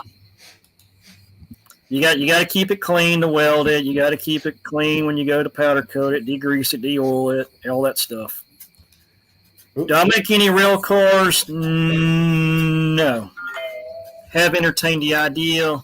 I mean, I had some 7.5-inch guys entertain the idea, but haven't touched it. So, John, are you referring to the cooling tower, John? Is that cooling tower modeled after a specific one, Daniel? No, it's. I've looked at several different ones to come up with that. So,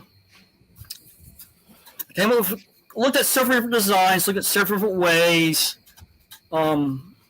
Came up with this design. I actually cut it out of cardboard and let it sit in my shop for a few months looking at it and, tweak some things, make it look like more what I wanted it to.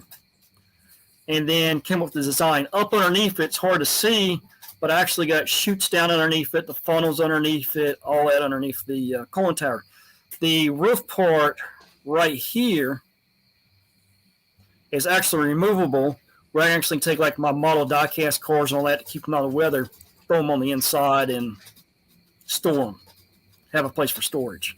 Because I got all the space in there, I need to do something with it. So that's a really nice cooling tower. I'm just wondering, is there a way to make sure that only coal cars get shoved in there and nothing else? Little jab at Andrew. That's all right. I don't like this. Put the paint pad painted side inside. Then I gotta sand the paint off when I go to weld it, acid clean it, all that stuff. So it's really no fun. If it's vinyl graphics, you gotta get all that gummy residue off. If you powder coat it, that's 500 degrees. The paint's gonna burn, make a big old mess. So yeah, reusing material, I really don't like doing it. It's a pain. I mean, I've thought about it, entertained the idea, just don't like it. All right, now you need to get an elevator to get the coal to the top. Yes, I do have on the other picture. I think you can see it.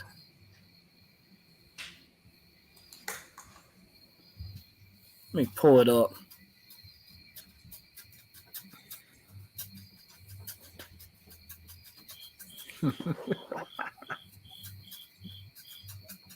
Oh, just to irritate somebody. Well, I'm looking for it. That's what 30 base looks like in the driveway. Wow.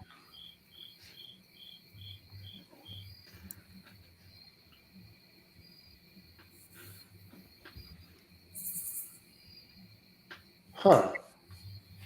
And that's all of them. That's going to be the 30 base total is what you're going for? No, I'm doing 40. You're doing 40. Oh, wow.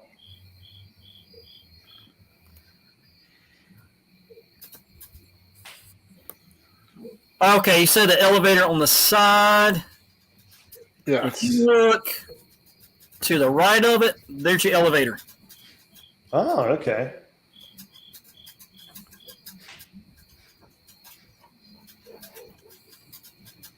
So I see John was asking if you had pics of your railroad.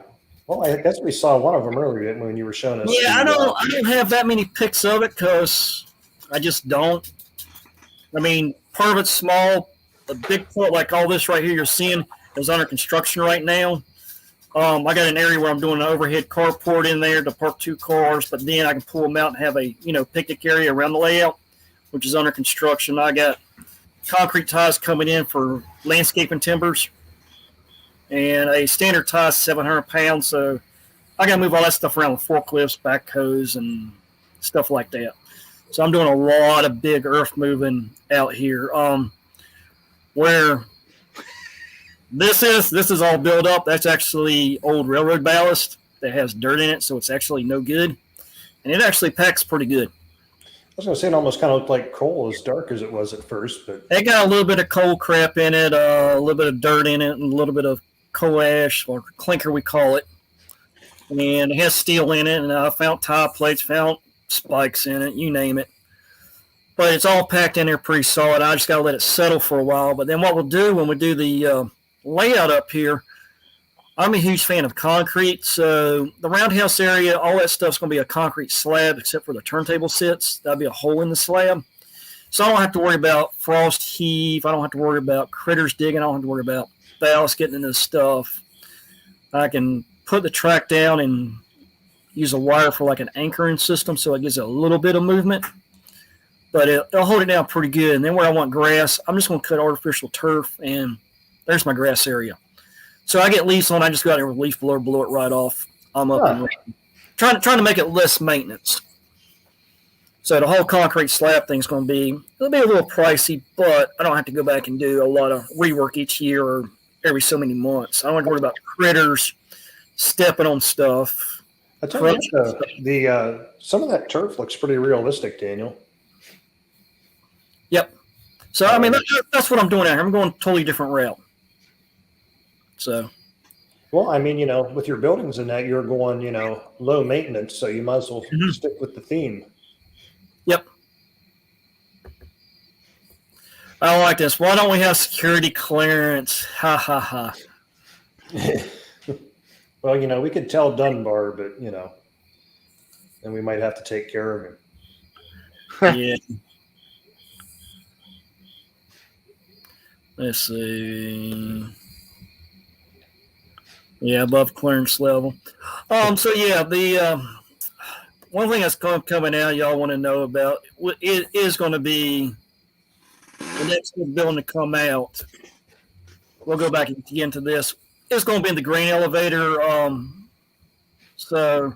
And you said that's actually like a narrower version, right? You're going to do That's the narrow version. So it's only 8.5 inches deep, guys. So it goes against your backdrop pretty good. It don't eat up a lot of real estate. And the front up here is going to be a building for the train cars to go in right here. Okay, you'll have the covered shed that the hoppers. Yeah, it will be a covered shed, so you can pick which side you want. You want to pick the side with the 2 doors here for service and all that, or do you pick the other side, which is laid out different? One side has 2 windows up high. The other side has a bunch of windows. Which side you want showing? It's up to you, because you can put this side here to either side you want for your own use to mix it up. If you want to put the silos on both sides, you can, or you just want to do one side, you can. So trying to make it more of a kit form. This building here will be supplied with windows. It'll be fully welded up. And then all you got to do is come up, if you want to powder coat it yourself or I get it powder coated, you do your own windows, you install your own windows, and then you cut your PVC pipe to whatever height you want. I do have a question, and you said you're going to have add-on kits for this. Yes. Will that include let's say I want to add 4 more silos to this. Are you going to offer the add-on for the top building that goes across the silo as well? Well, yeah, it'll be the top and bottom, because the PVC you buy yourself to cut. Well, I meant the building, the little square building. Square building. Yeah, the square building will be up there. The square building. See, I still got to put the square building on this one, but with the add-on kit, if you want to add 4 more on this side, it's going to be a full-length building on top. You can actually bolt them together to help hold everything together.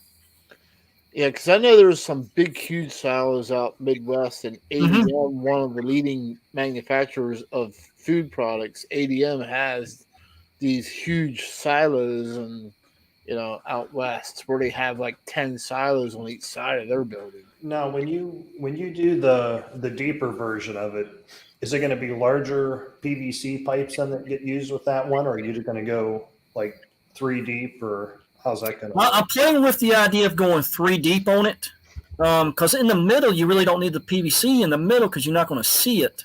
Oh yeah. So in the middle, if I go 3 deep, it'll be 12 pipes minus 2, so 10. Excuse me. So you don't need the 2 in the middle. You just need to go around the perimeter, and then top and the bottom's going to lock everything together with the tabs, and then on the outside 4 pipes, you just run screws in it and you're done. Now, when you were telling me about this before, how are the top and bottom plates going to, is it just going to set on the PVC, or? So what's going to happen? You see this little ring here cut in? Yes. This is an alignment ring for me. So what I want to do is cut little pieces of angle, 3 pieces to go on here, on each ring, and then that pipe slides down over that angle.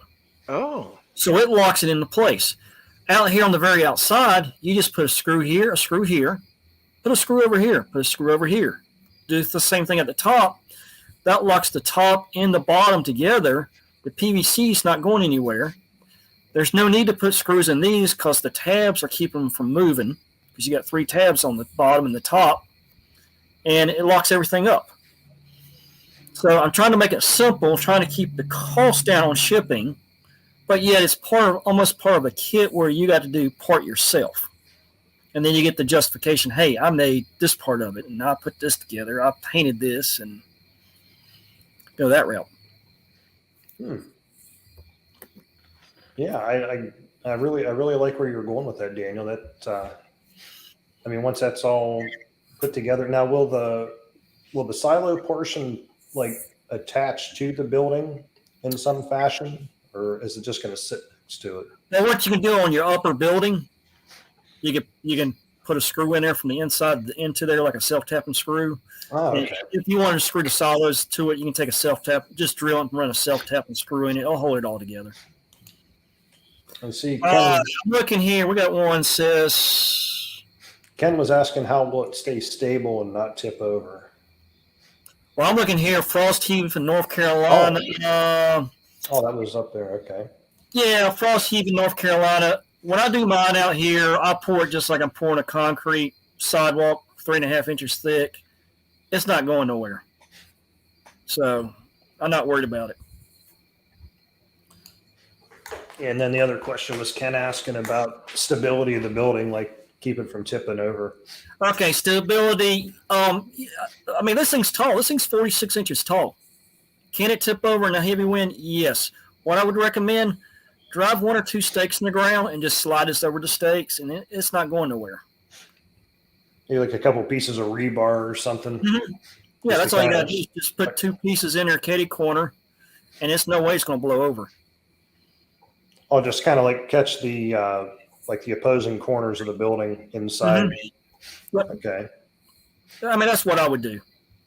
I mean, I know if you're on a concrete slab, what you could do is take a piece of angle, screw it to the concrete, and then take the building and butt it up against the angle and run 1 screw in it. It's not going nowhere. So there's a number of ways to anchor that building. Oh, absolutely. So. Okay, same thing, anchoring the building. Fort Bragg, yeah, you're down there at the coast. You can have that place. For those that are on the Facebook pages and stuff, sometimes I put on there ideas for buildings. Give me some input. I take everybody's input and look at it. So if I start getting a lot, like I had a lot of input for this grain elevator, so that's why I put forth a lot of time into it. Design and all that. In this particular grain elevator, I probably got about an hour of CAD time playing around with it. Cut everything out was at least another hour, and then the materials in this thing was a full sheet of material. So yeah, it's quite a bit of money tied up in doing a prototype piece like this. But like this one here is number 1 of the grain silos. So I might end up keeping it for myself, or if somebody really wants it, yeah, I'll let it go and build another one. But so coming up here soon, anytime somebody wants some, hit me up because they're going to go on the market for around $450, $500 a piece, which is reasonable. When you start looking at plastic buildings, tree smacks it, it's done. Yeah. Then your glue joints fail, everything else. So I like trying to build them out of metal, aluminum, especially because if you scratch it, it's not going to rust, it's not going to chip. It's pretty good material. So, all right. About anybody else got any other questions out there, or That looks like about it. Show related questions. Yes. Chinese knockoffs don't come out? Yeah. Well, if they do, they'll probably be tied up on the ships waiting to get into the shipyards anyhow. So, Oh yeah. you got a good lead time on that, I think. Oh yeah. Oh yeah. I mean, we could do a show and actually build a draw building, whatever. I mean, it's all up to y'all what y'all want. I mean, you let these 2 guys here know what y'all want to do, and we can do another one. I mean, it's all up to y'all. I don't mind. No, we appreciate you coming on and spending the time with us tonight, Daniel.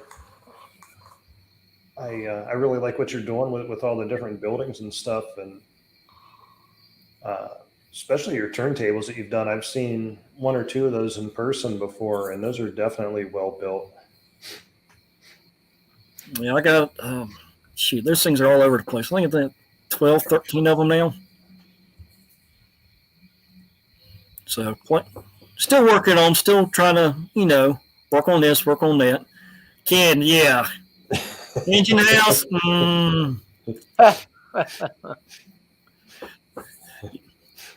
Single stall engine house. How big? How long? About the size of a speeder shed. Hey, nah, John's asked how long John's asked a single stall engine house. I mean, what are you looking for? Like the modern A-frame roof? You want a flat modern roof on it? I mean, what do you want? I mean, that's an open-end question there. I mean, we could do it a number of different ways. You want it for just like a GP9, or you want it something big to fit in it?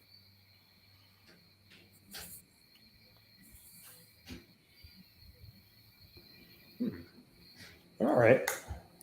So, well, nobody else has any other questions for Daniel. I don't believe you have anything else to show us for this evening, at least, do you, Daniel? No, not for tonight. We got our giveaway winner, so we'll take care of that. That'll go out this week. I got to ship out 3 more of them to, believe it or not, California. So, yeah. No, and I already got his info. I'll forward that on to you. We got a CN tower. Hey, send me pictures. Yeah, I mean, y'all come up with ideas and all that. Message me, whatever. Post online when I ask for buildings and stuff. Show me some pictures. So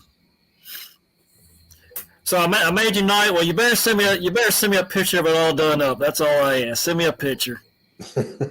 I love seeing the stuff done. What y'all do with the product, and I mean the switch tire. I got some that are yellow. I got some that are white. Some done up red.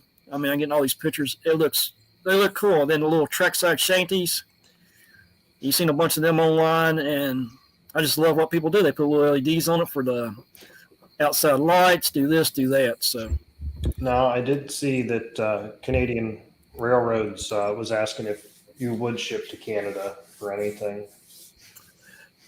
To Canada, yes, I have shipped to Canada. It takes a while to get there. Don't forget, I hate to say a lot of my stuff's big, but it is. It depends on what you want. I mean, the coal mine, I really don't like shipping that stuff because I don't want it to get tore up, damaged, and freight. I mean, it's sad to say that, but it can happen. I mean, the coal mine's about 3 feet square. It's huge. You can ask Andrew about it when we took it to the show. It took literally it takes 2 of us to carry it up the steps. I helped you carry it in, yeah. But I will say, being all out of aluminum, it at least was a lot lighter than if it had been out of steel. Yeah, but I mean, it's still pretty huge. So yeah. I mean, the wind's definitely not going to blow it away. I can tell you that much. No, and it'll take a tree branch or two. Mr. Squirrel is not going to eat it up, and Mr. Squirrel ain't going to eat it at all. So, but yeah, ship to Canada. Smaller stuff, yeah, I don't mind shipping to Canada, and the price of shipping's what it is. Manimal 22 said not a CN tower, the CN tower.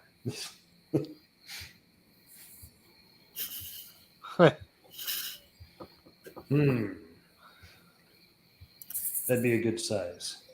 Oh yeah. I mean, some other things I'm playing with too. I'm looking at doing radio antenna tower for the fun of it. You know, the old white and red beacon towers. I've been playing with that idea. I've been playing with. Been looking at transmission towers for outdoors. I mean, it's just some oddball stuff. Just. As we're wrapping up here, I'm going to steal the screen away from you here, Daniel. I got a few other pictures I found from earlier I was going to show. Yeah, go ahead. I got another one here from John. Do you ship? What do you use to ship? Wood?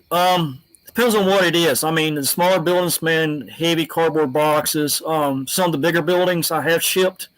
I actually built a wooden crate. Water towers. Believe it or not, I have been asked a few times about water towers. Looks like John asked about containers as well. Yeah. Hey, you got a picture of that container crane? If you had asked me that yesterday, I could have dug that out for you, but I'm not sure where I have that picture at right now. I don't know either.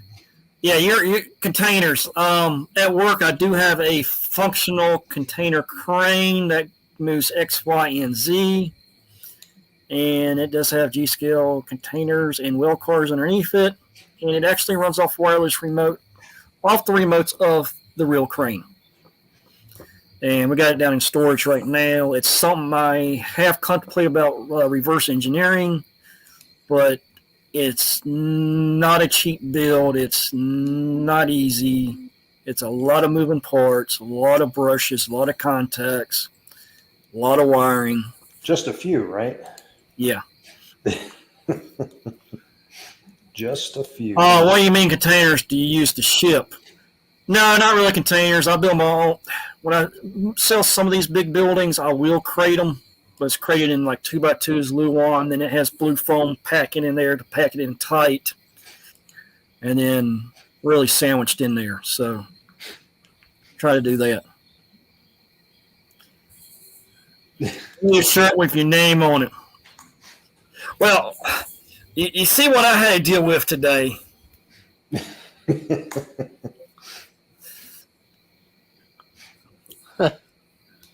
So I have some pictures here that were sent to, all right, I guess I got to share my screen again. One of our viewers that tunes in every time to watch us, Canadian Railroads, sent me some pictures of stuff he had worked on over the summer. And I asked him if I could share those, and he said, sure, go right ahead. So as soon as I share the right thing here, let's see. I believe that should be this tab here. All right, I got the right one. So let me find my email from him. What we're looking at there is he converted 8 passenger cars into a via train. He added batteries to 2 Canadian National E9s to pull it. I got to say, that came out really nice looking. Let's see if I can find the next one. I should have these queued up. Ooh, that is,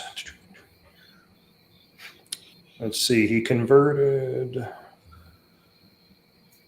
says he heavily modified a GP40 into a Canadian National GP38-2. And looks like he did a little bit of weathering on that as well. I think we got a picture of it from the other side. Oh, that came out really nice looking. yeah. Let's see, what was the next one here? This is obviously Illinois Central. Says he converted a GP40 into an Illinois Central GP40R, which has been assigned to Edmonton for at least 10 years now. Says it's fairly unique with an L-shaped engineer's window, low headlight, and is the only IC GP40R with dynamic brakes. Nice. Absolutely. And let's see. What is the next picture? Okay. This is, I got to find it here. Said he converted 5 Beth-Gons into, and actually he gave me a correction on that. Yeah, Trinity. He converted 5 Beth-Gons into CN Trinity gondolas. And I think he's got a picture of all 5 of them here. Yep, there we go. Oh, wow. Yeah. Canadian Railroads was very productive this summer. And I got one other picture here, and this is actually something I just received. Well, actually, I'll show you the picture, but I just received this car today from my friends Charlie, Jeremy, and Kyle. This is a custom car that the 3 of them collaborated on. Now, a little bit of history background on this. My father, years and years ago, worked for Cocaline back when they used to actually operate gas stations in the area of the country where I'm at. My father passed away a little over a year ago now, and Charlie, Jeremy, and Kyle took the initiative and did the research and looked up everything to actually make me a custom tank car with Cocoline on it. And I'm not going to go into details on what some of the data on the car is, but the numbers on it are significant to my father and I. And they did a really nice job on doing this car up. I was not expecting them to do anything like that. So I really appreciate what they did. And I do have the actual car here with me. Let me see if I drop this down. The picture probably does it better justice, but let's see here. Oop, that's Daniel's head. But I do have the actual car here in front of me. And yeah, it came out very nice. Probably the first custom car that I've ever been surprised with and given to me. So that'll definitely be something I'll hang on to forever and very much appreciate. Yeah, very nice. Yeah. So, thank you, Stay Loaded. My father was a very great guy. I mean, I'm sure to all of us in our eyes, our fathers were the best fathers there are. But you know, I can say that if I could end up being 10% of the man my father was, I'll be doing all right. You know. So, all right. You have anything else you want to add, Sean, or any last things you thought of, Daniel, before we call it an evening? No, I just want to thank Daniel for coming on our show and showing all these great products to everybody, and showing all the bridges and the turntables and stuff like that. And I I hope you grow your business to where you're want to be, and hope the best for you. Yep. John, yeah, you can email me on Messenger. That's fine. Or you can tag me in on a post, whatever. I mean, I'll get it. So if you want to message me, message me. But I think these buildings are really needed in the G scale market because I mean, who else is making them uh, right now? You got Colorado model structures that are going, and so I think it fills a void. Especially that I'm loving that silo green facility. So uh, I think you got some excellent designs. Yeah, I just wanted to get everybody's input and then come up with buildings like y'all want, not just what I want. I mean, some buildings I build is mine, and they're hard to average Joe don't want them, but I want something out there that everybody else wants one of. And that's why we did the green silo next, because a lot of people took a lot of interest in it, and I already got 2 or 3 that's already chomping at the bit and say, yeah, when you got it completely done, send me some pictures. I want one. Yeah. So. Now, for the people that are on Facebook, like I said, check the description. Daniel's got a Facebook page for his stuff. If you want to reach him there, if you want to send him your ideals of, what you're looking for.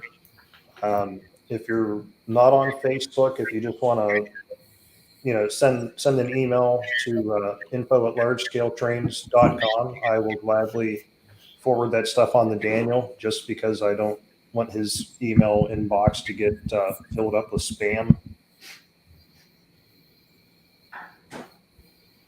Yeah, John, it's got your picture. Let's see. Kyle sent me something apparently. Yeah, I couldn't find that. Let's see. Give me 1 second here. I'll share one last picture here since Kyle found it for me.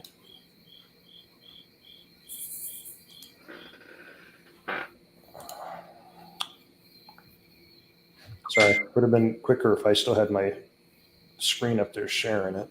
Give me 1 second here.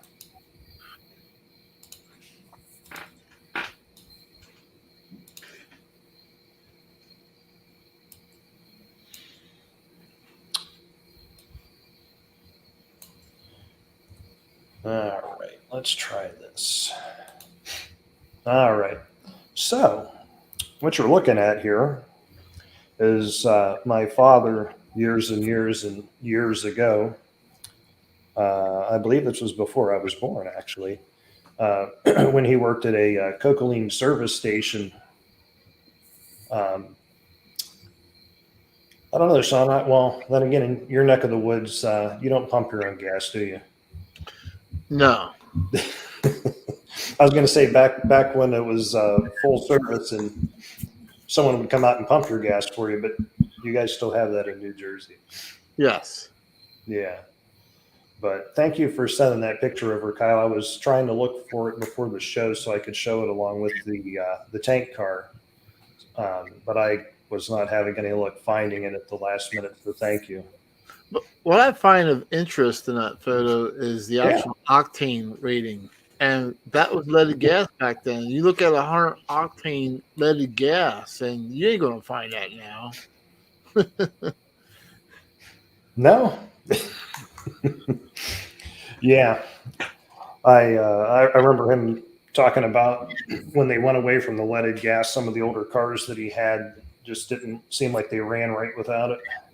No, because the lead was in there to lubricate the valve seats. And what would happen is without the lead, the valve seats would eventually erode away, and then you're losing compression. Therefore, your engine isn't running efficient. Ah. Well, all righty. I think we'll wrap the show up here then. Thank you again, Daniel, for coming on. No problem. And we'd love to have you back on again. I'm sure everybody will have plenty of input to us from this show for what we can come back and see next time.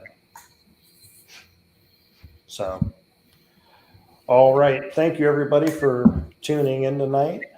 And we'll see you again in 2 weeks. Of course, the show will be on Dackman's channel in 2 weeks. I don't believe we have our guests 100% locked in for that show yet. So you'll have to wait and be surprised when we put the announcement up for the next show, what our guest is going to be. But we'll have something fun for you. So good night, everybody. Good night. And thanks for tuning in. See you next time around.